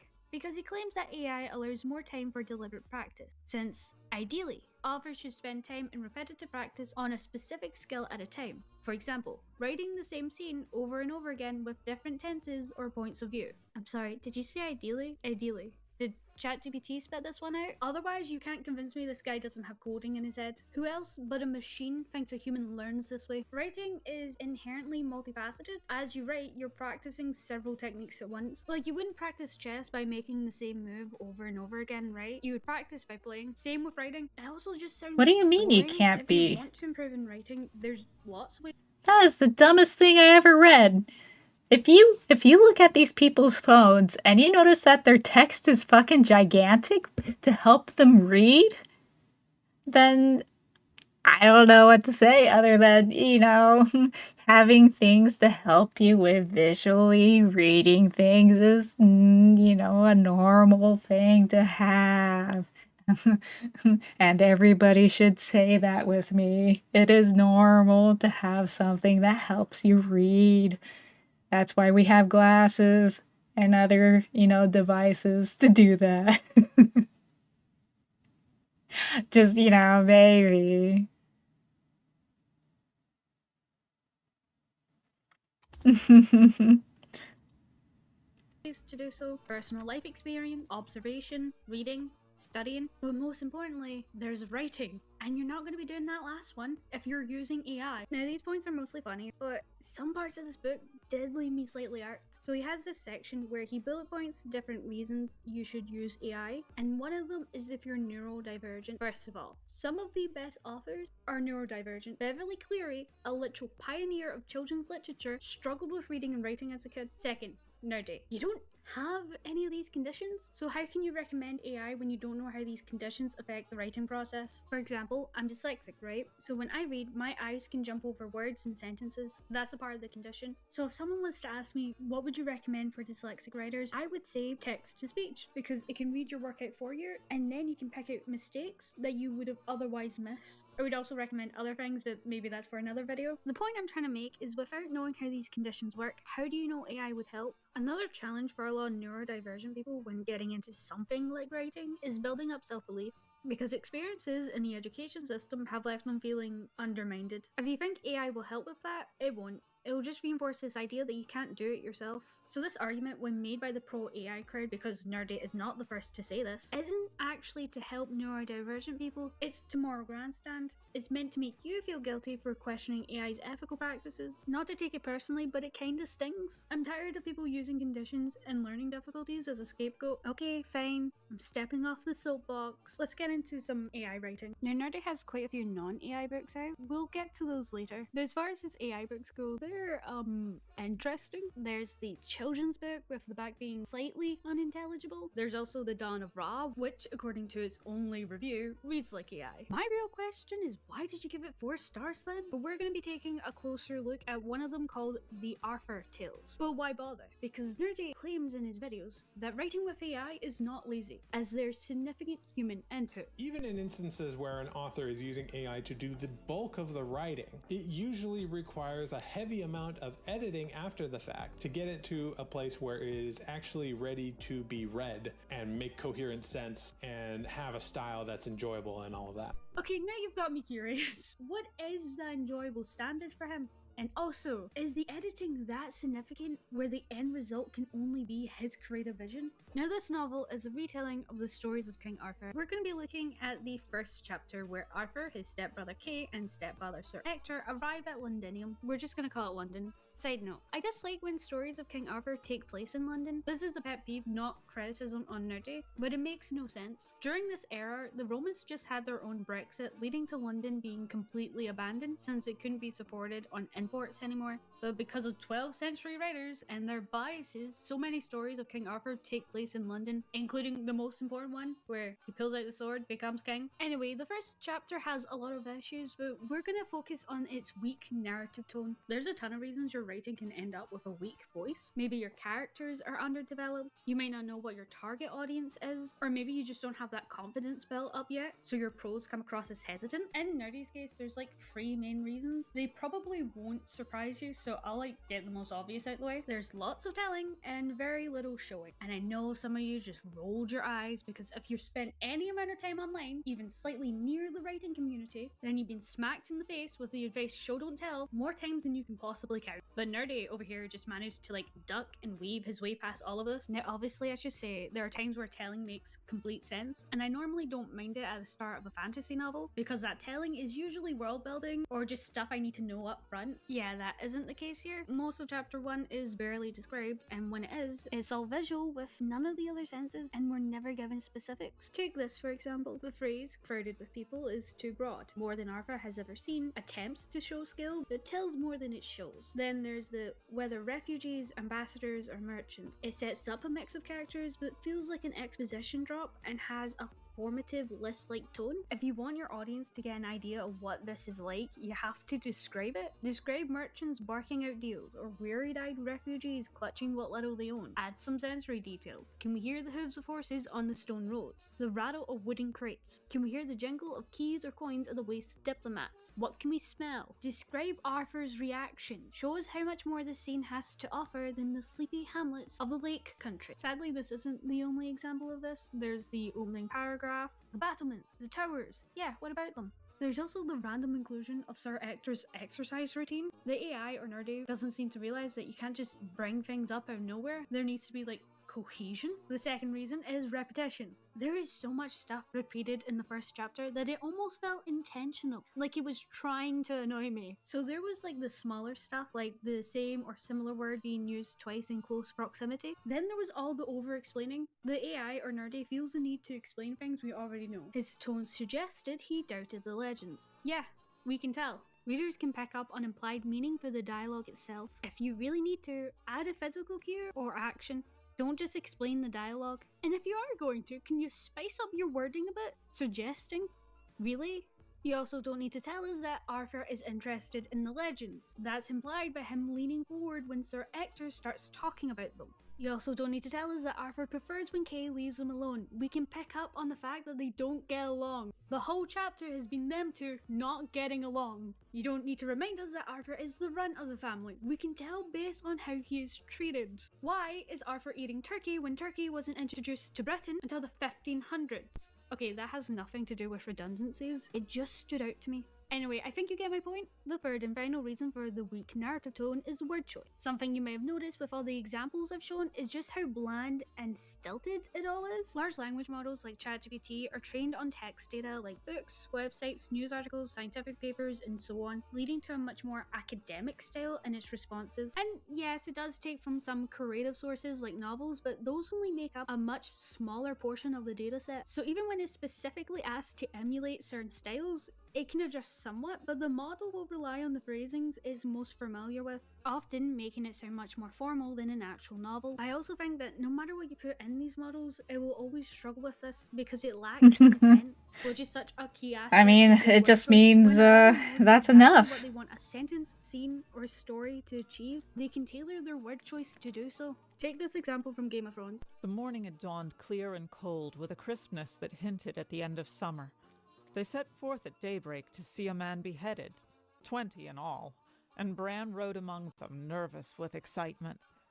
This was the first time he had been deemed old enough to go with his lord father and his brothers to see the king's justice done. It was the 9th year of summer, and the 7th of Bran's life. For word choice alone, we're immediately put into the type of setting that George R.R. Martin wants us to be in. I know that this is medieval. It's also just fun to read, which is like the whole point of writing.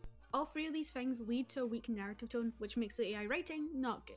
Also not worth reading. Hopefully I've made that point clear, but you may be left with more questions, because I was. Nerdy in his videos talks about all these different things you need to know to be able to write well with AI, but where is any of that? It's still AI trash. He also mentions being a professional writer with years of experience before AI came around, so I'm confused. Become his own experience isn't like kicking in for him to see these issues with the writing, so I needed to know what his editing process was, and then I found this video. where Nerdy shows us how to edit the AI writing and, in his own words, What makes good writing? he uses a software called Autocrat, and by the looks of it, it just identifies issues with writing, so I have no problem with it. Obviously, it's no replacement for a human editor, no writing assistant software is, for reasons I'm about to go into. For one, it can't seem to flag a lot of the clunky sentences, which there was a lot of on screen. They're not grammatically incorrect, they're just too wordy. Look at this example. Obviously, there's the usual issue with like the generic wording, but secondly, there's just too much happening here. This needs to be split into 2 sentences. Autocrat also points out when the text is telling more than showing, and it does this by flagging certain words. This is a good way of spotting it, but even Nerdy admits it's not always accurate. From what I can see, it misses more subtle uses of telling that lack these keywords, and since the software isn't picking up on it, it seems Nerdy isn't either, which is why the problem exists in his book. But it also seems that it doesn't really matter if the software Alright. picks up on it or not, because Nerdy will ignore blatant examples of telling. This first one, I can clearly see this is I'm not gonna an be instance right where I should back. just show more than tell. Pause. Zoom in. Unfortunately for him, she has senses no one could possibly anticipate. Yeah, I would scrap this sentence. It's cliche. It's 100% telling. Let's see. Ba, ba, ba, ba.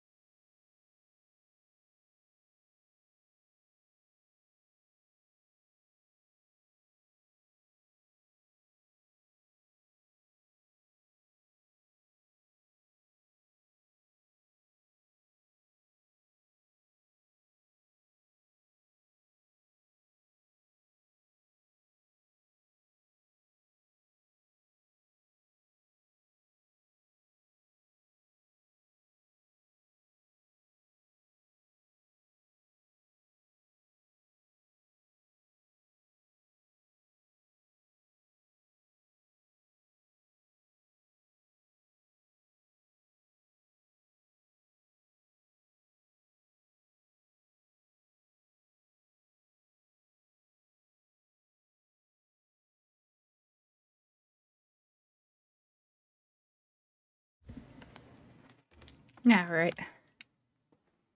I am back. Whoa, whoa, whoa, whoa, whoa, whoa. Oh, I got water. Did a little stretchy.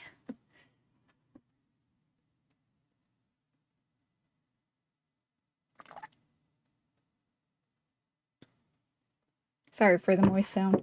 Let's go. Let's continue listening to this one. rather than showing. And it's just plain redundant because the next line describes Mina using those senses. Also, the use of unfortunately. Ew. He also says this at one point. Word choice is actually often very good because AI tends to diversify its word choice pretty well, often too well. At least more so than a human does. You don't speak for humans, you're the AI! This video ended up confirming a lot of what I was thinking about. For one, the significant human editing he talks about in his video just isn't there, but I still had a question mark on that title of established author. Now in this next video, he goes over some of his experience as a writer, even talks about one of his book series flopping and the burnout that caused, leading him to try out AI. I think this video is misleading because he leaves out a lot.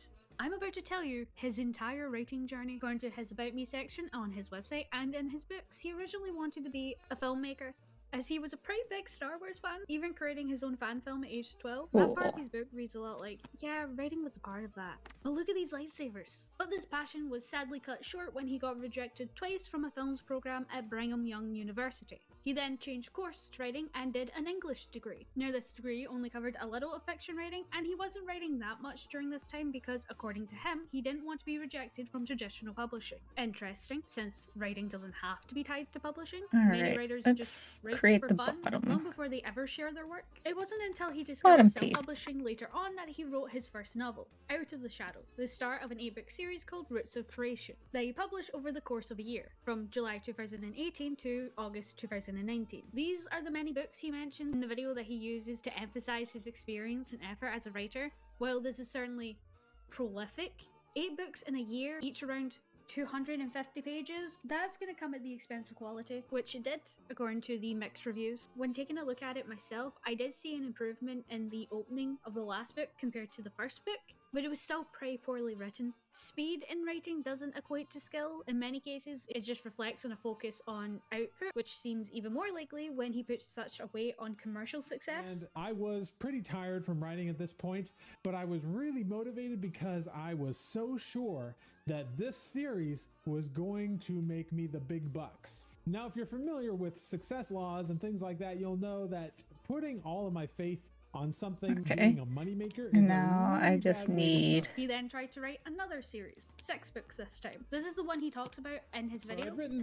And I had written the sequel, and I had prepared to release them very close to each other in this grand elaborate plan to have this really nice release plan.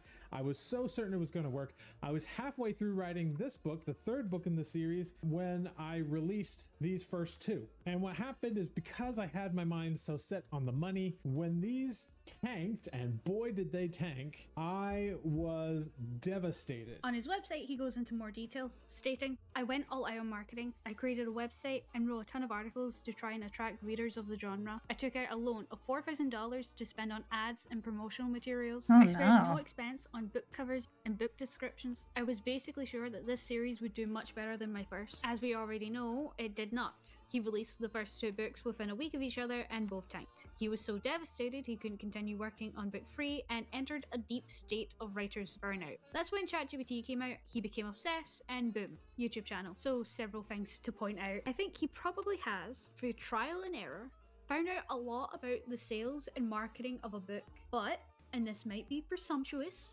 I don't think he ever enjoyed writing. I don't know what is motivating that person, but it's certainly not the joy of creating a story. The way he talks about it, it comes across as a mandatory part of the process, something he doesn't like, but he needs to do it as it's the best way to achieve his goal, to one day make a movie. I think that's why he burnt out so fast. Yes, he did have a massive focus on the financial success, so when it wasn't met, he was disappointed. I believe him when he says that, but I also think that you don't rush out books that quickly if you're someone who wants to hone their craft or have an interest in the writing itself. I believe that AI wasn't a savior for writer's block. It's a tool to I get did him it. past the activity he previously We had did to it, tolerate, guys. actually writing. I also think it's really dishonest to present yourself as a professional writer when you're better described as a struggling self-published author. You didn't have years of experience, you had a single year of rapidly pumping out books. Nerdy must know that his audience eats it up, because what's a better way of confirming that using AI still makes you a legitimate writer than having a professional give it that air of credibility? But it doesn't make you a writer.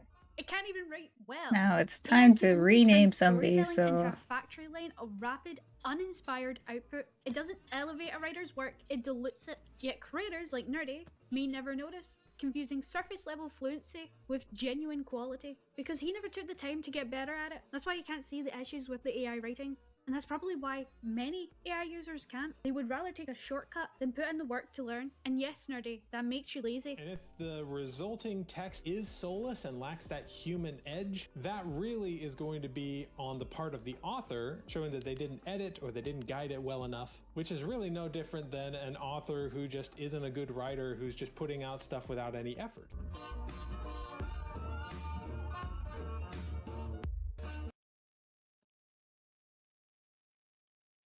interesting.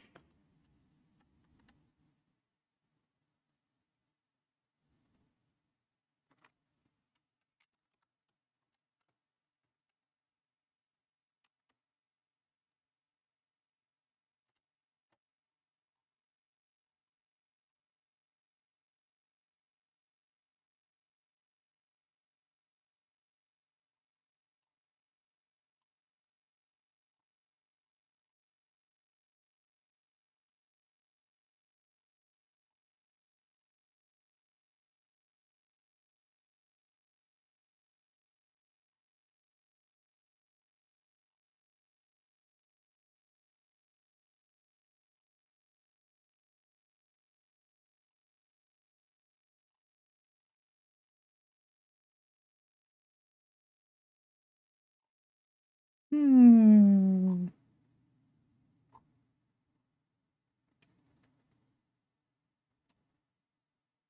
AMD killed. Does that mean it's good or is it bad?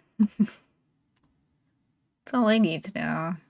Are they finally making the chips back for people, or are they just, you know...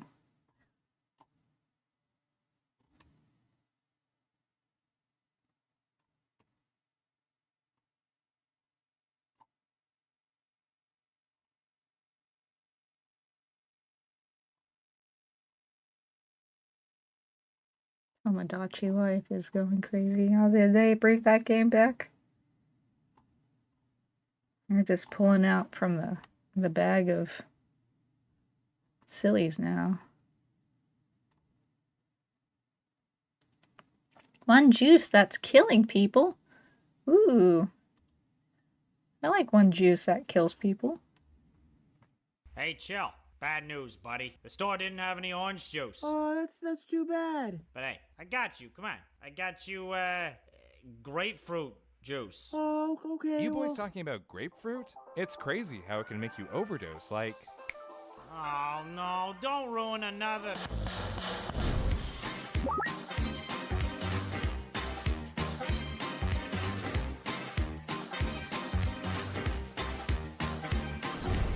Today's episode concerns pharmacology and describes an overdose. As always, we recommend speaking to medical professionals if you have any further questions.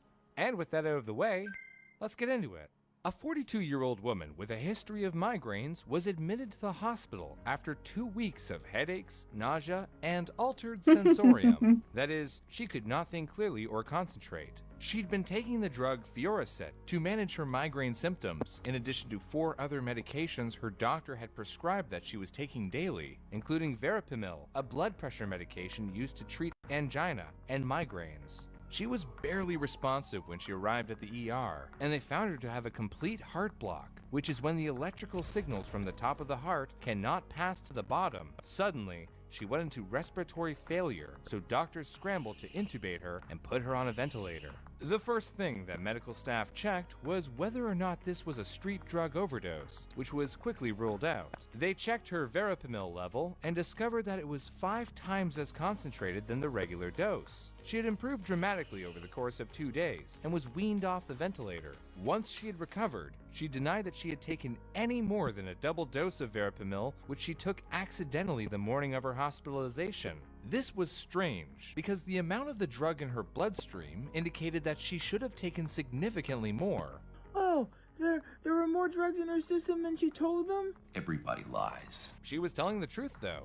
Medical staff corroborated this by checking the amount of pills left in her medicine bottle and cross-checked it with her pharmacy for dose and strength of the pills. In addition to that, doctors couldn't find any significant relationship between verapamil and any one of her other prescription medications. The woman, after more questioning by medical staff, admitted that she had been feeling nauseous up to the day she was admitted to the ER. To deal with this, she had been drinking grapefruit juice, about 3 to 4 liters in the 7 days prior to her admission.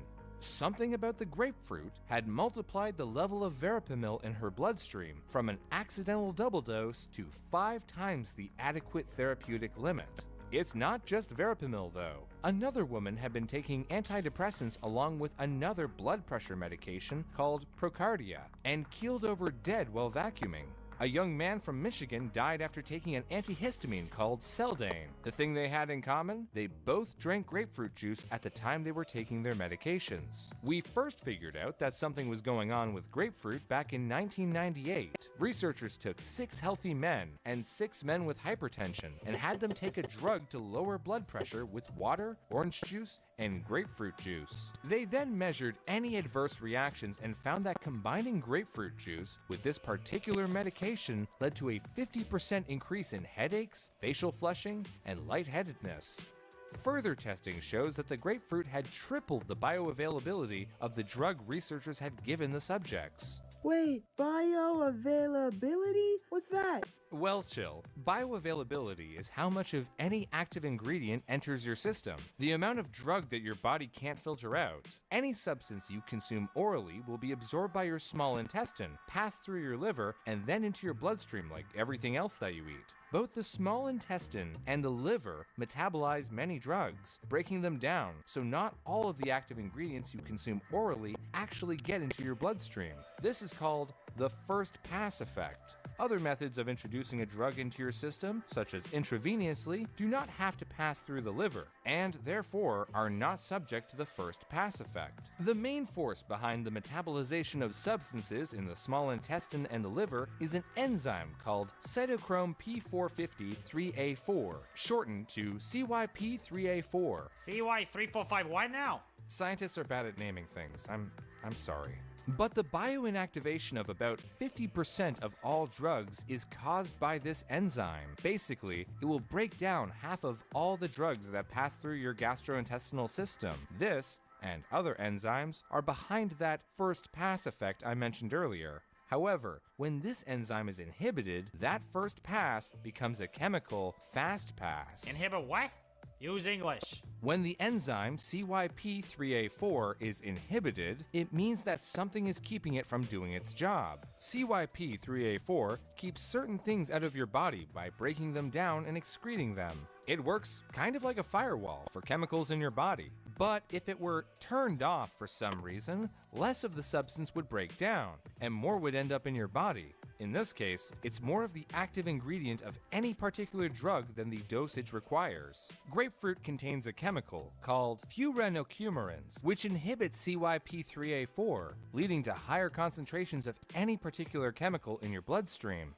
But wait, how can Furanocoumarins. I don't like it either. Yeah, how can that make you have more drugs in your body? The bioavailability of any particular drug can vary greatly, which is why it's so important to take any medication you're prescribed properly. Pharmaceutical scientists design products so that just the right amount ends up in your system. For example, the oral bioavailability of the drug felodipine to treat high blood pressure is about 15%. So, approximately 85% of the active ingredient isn't getting past your liver. So, you can imagine the trouble if suddenly that weren't to happen, and you got 100% of the entire dose. In fact, philodipine taken with grapefruit is 3 times as concentrated than when taken with water. Philodipine lowers your blood pressure, so you'd probably experience headaches, dizziness, and maybe faint. But grapefruit reacts with more than just blood pressure medication, and not all drugs are as benign as that at high doses. Wait, so how much grapefruit is too much then? Unfortunately, one whole grapefruit, or 200 milliliters of juice, is enough to increase drug concentration and worsen any negative effects. Not only that, grapefruit isn't the only food to contain furanocoumarins. It's also found in Seville oranges, limes, and pomelos. Wait, oranges? Oh, no, not all oranges, buddy. Sweet oranges, like Navel and Valencia, don't produce this reaction. Oh, thank goodness. I'm gonna have to meditate for hours to work through that trauma. So if I drink grapefruit juice, how long do I have to wait before it's safe to take my medicine? Or, drink a energy compound yet to be approved by the FDA? Well, researchers found that grapefruit consumed 4 hours before orally ingesting philodipine produced the maximum effect. After 10 hours, the effect reduced to 50%, and after 24 hours, the effect was only decreased to 25%. Not only that, but grapefruit consumed repeatedly generates a cumulative response. So, if you need to take medication every day, any fruit with furanocoumarins might be off the table altogether. Oh, okay. But do we know which medications react? That's a hard question. The short answer is yes, but our data isn't comprehensive. In all likelihood, there are probably many more drugs that are impacted by furanocoumarins. I think everybody knows It's an about important alcohol, question, though. Your doctor is trained to know what substances do what Like, to you the get body warned and not to how drink those alcohol substances with it, but you interact don't with get each other, warned to like how not drink alcohol, grapefruit. Ibuprofen can lead to stomach bleeding and ulcers. Your doctor needs to know your medical history to ensure you don't experience any adverse effects. Moreover, learning the ins and outs of the underlying systems behind drug interactions can allow us to foresee issues like the grapefruit effect before they happen. Pharmacists are also trained to recognize drug interactions, and they more often than not catch mistakes doctors make. Yeah, that's fine and dandy, but what do I do with all this poison I buy? That's a bit traumatic. Grapefruit isn't poison. You just need to check with your doctor to make sure you're safe to eat grapefruit. If you're not on any regular medications, then you're probably fine. Oh, good. Like epidemiologist Mark Hayden has said, any drug can be used for benefit or harm depending on the context of use. And that goes for pretty much everything, really. Working out every single day with no breaks can hurt you, even though being physically active is good for your health. Going out to eat once in a while can be good for your mental health, but it'll hurt your wallet to do it all the time. It's all about how you consume. A tall glass of grapefruit juice is perfectly safe, just like taking an ibuprofen for a headache is safe. But if you're doing things recklessly, you can do some serious damage to your health. We're learning more every day, and the best thing we can do as individuals is to educate ourselves on what we're putting into our bodies. Read the label on the bottle, ask your doctor questions, and do your own research. And please use reliable sources when doing so. Hey, Brew! The gang was wondering if we were still down to play Among Us tonight. Oh, sure thing. Be there in a second.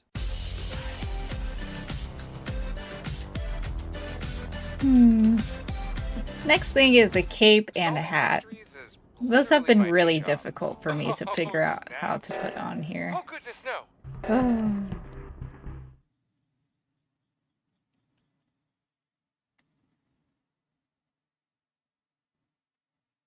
Oh, that's nice. They don't do that here.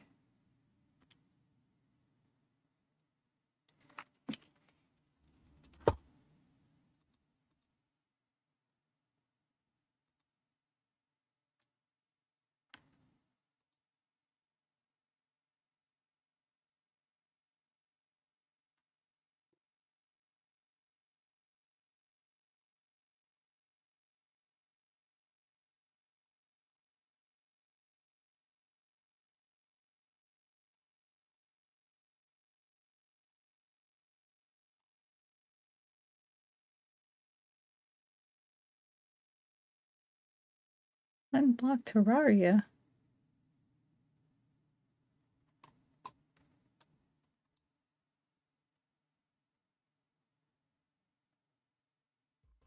Today, I'm building a house out of one type of material. I'm not allowed to use any other block in this build. I have no idea what lies up ahead, so let's jump straight into it.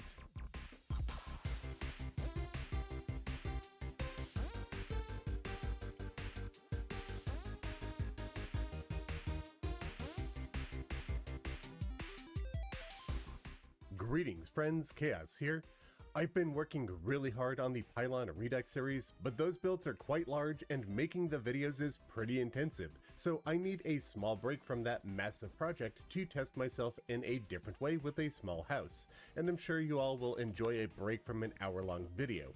I've had quite a few people suggest that I do a one-block challenge, and that's exactly what I'm going to be doing today. It's actually not the first time I've done this. I did 2 of these way back in 2019. That's pretty cool. During my first year of YouTube, but I haven't attempted it since. I've grown a lot as a builder over that time, and I'm very curious to see how this will come out. Last time, however, I picked the blocks for the build for both of those videos. This time, I'm going to be doing it completely at random. How this will work is I'll spin a wheel that has every single block in Terraria on it. That will determine what block I use. Same goes for the walls. I can only use a wall that matches the block that was rolled. If I get a block that doesn't have a corresponding wall, I'll spin the wheel again to determine what wall I can use. From there, I can use any paint or furniture I desire to achieve my build, and I'll make it look as good as I can. As an added twist, I'll try using the block in an unconventional way. For example, if I get living wood, I will not try and build a tree because that's the obvious choice. I might do something like trying to make it look like a sci-fi build. So hopefully I'm able to pull off something wacky and fun for today's shorter video while I take a mental break from the Pylon series, and I hope you all like it. If you do, be sure to subscribe to help us towards our next milestone of 400,000 subscribers, which I'm hoping we could hit by the end of the year. Now, let's spin that wheel and see what we'll be building with today.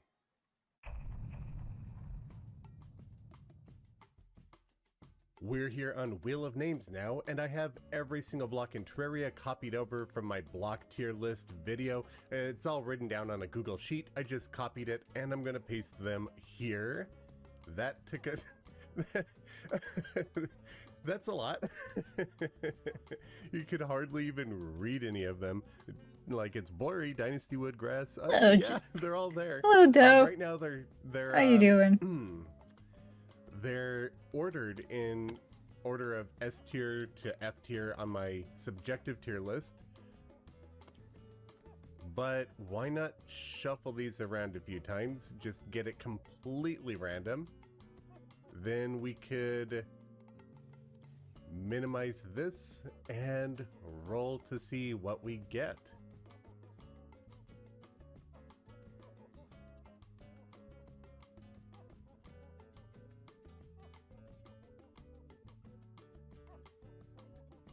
Nice. Oh, gross. I will be building a house using nothing but Nebula fragment block today.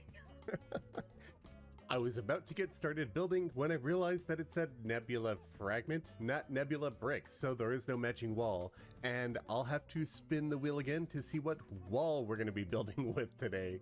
And if I get a block that doesn't have a wall, I'll just spin again immediately.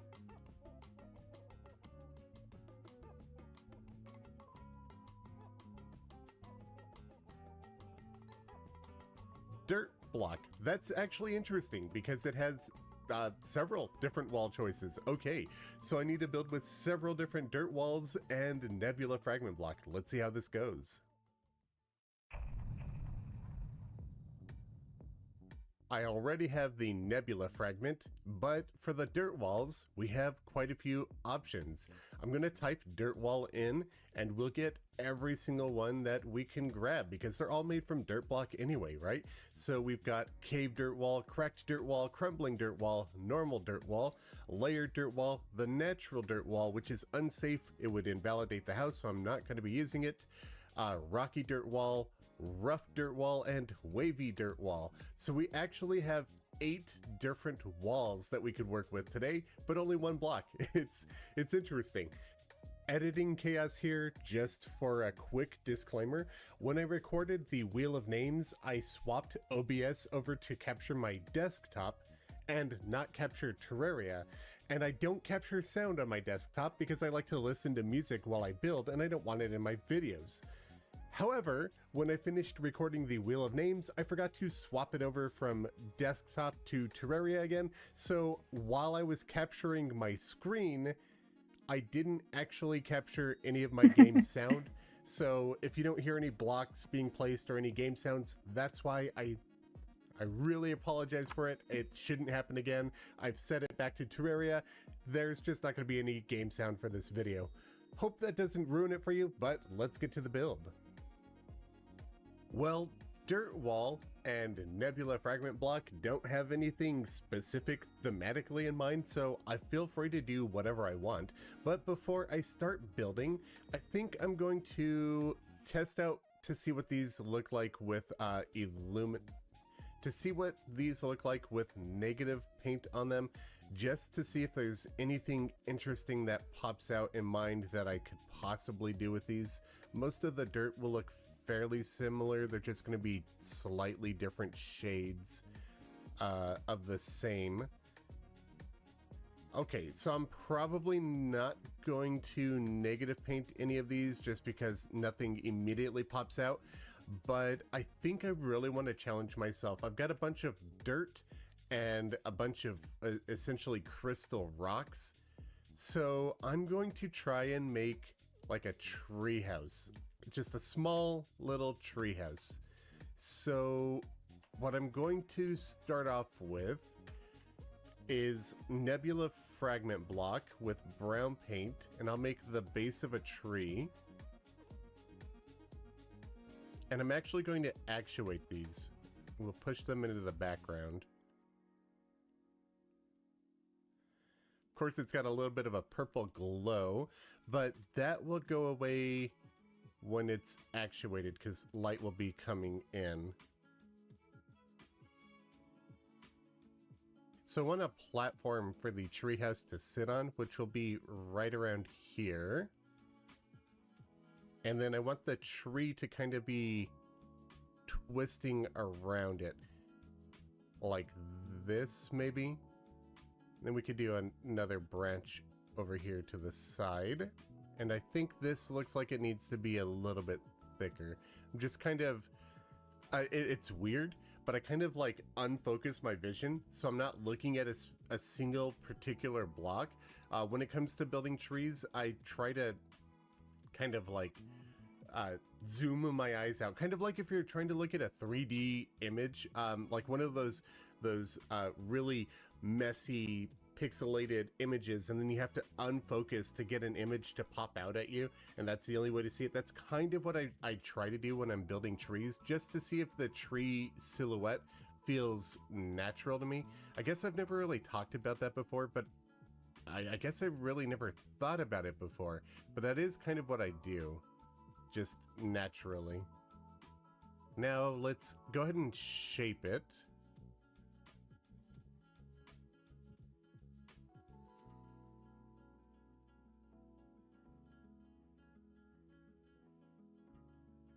Then I'm going to swap to paint. I'm not sure if I just need lime or if I need to do something deep. Let's try that in green. And let's see what that'll look like actuated. Let's try deep green. And let's actuate the branches around it. Actually, hold on. Let me bring that back to the foreground. It's pretty bright. I'd like it a little bit darker, so I'm thinking actuated will be the way to get that. Yeah. Okay, let's go ahead and build the leaves of the tree. And then we'll start actuating everything, and we'll have just a background tree with a foreground house inside of it. Just a small little tree house, right? So with this, again, it'll be more of the same. I kind of just start placing blocks, then I kind of unfocus my vision a little bit to get a general sense of how the tree's looking. It also helps if you have reference images to trees I don't have any right now because I'm being hypocritical. But if you're not used to building a lot of trees in Terraria, then it could be pretty helpful to have something to call back to. It doesn't have to look 100% natural. It's obviously going to be a 2D game, and it's never going to look perfect. But that said, trees don't really look perfect either. They usually have a lot of flaws, unless they're like something that's really manicured by humans, which this one won't be. This is just going to look like a big old natural tree sitting in the yard.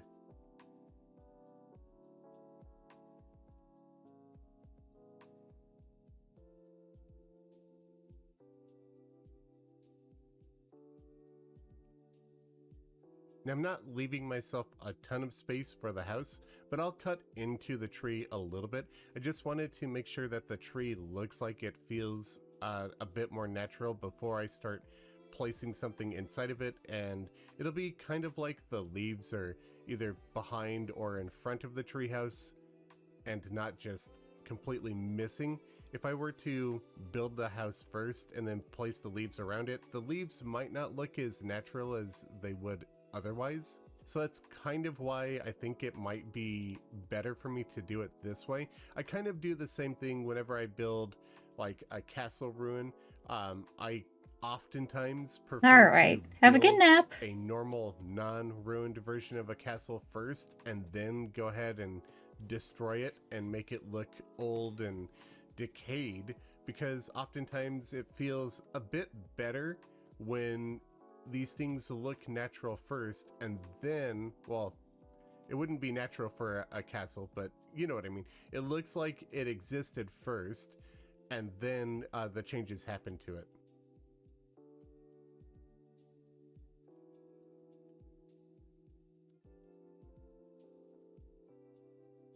Now I could punch a few holes into this, just in random locations, to let some light in, and it'll add some shading to the tree. And we could use the same with our hammer, just to vary the size and shapes of the holes. And then we'll place some dirt wall in here and complete the look of the tree.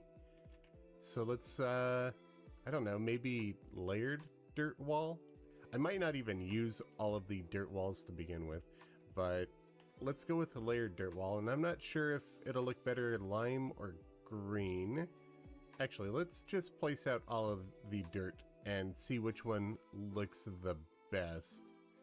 You know what? I'm actually happy with that. I think I'll use a combination of rough dirt wall and layered dirt wall. That way we have a few of the leaves that are like really dark, and then a few of the leaves that are lighter.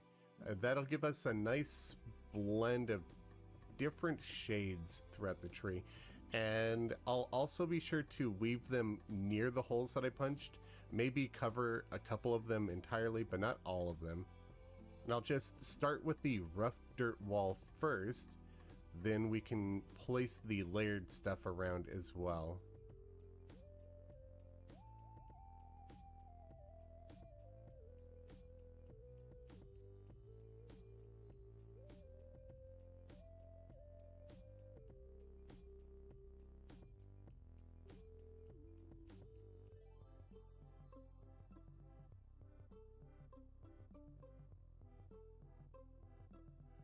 Alright, now let's see what this thing looks like once I've actuated all of it. I might even decide to bring the leaves back into the foreground. I'm not entirely sure on that yet, but I think background will look best. The bark, the trunk of the tree, will definitely be in the background because I want it to be darker. It makes for a more realistic looking wood, but the leaves, I kind of feel like they could work in either direction, so I'm not sure exactly which I'll do. Obviously, if I push it into the background, we get rid of the shadow effect that we have going on. I think I'll call it for the day. But I'm not sure if it'll look better or worse. I We'll think find I out need once to we do get a little rid of more all of research with these the cloak and stuff and the hat. Once I do, then we could Um, probably get to like the them rigging. both for But different for now, reasons. I think that's pretty good for Interesting. today. I was expecting Thanks, to guys, for have joining. a a strong And opinion one way or the I'll other. see you guys another time. But I kind of don't. So bye. Bye, guys. See ya. I do like them both. I'll see for you later. Different reasons. You can let me know in the comment. You can leave a comment letting me know which you all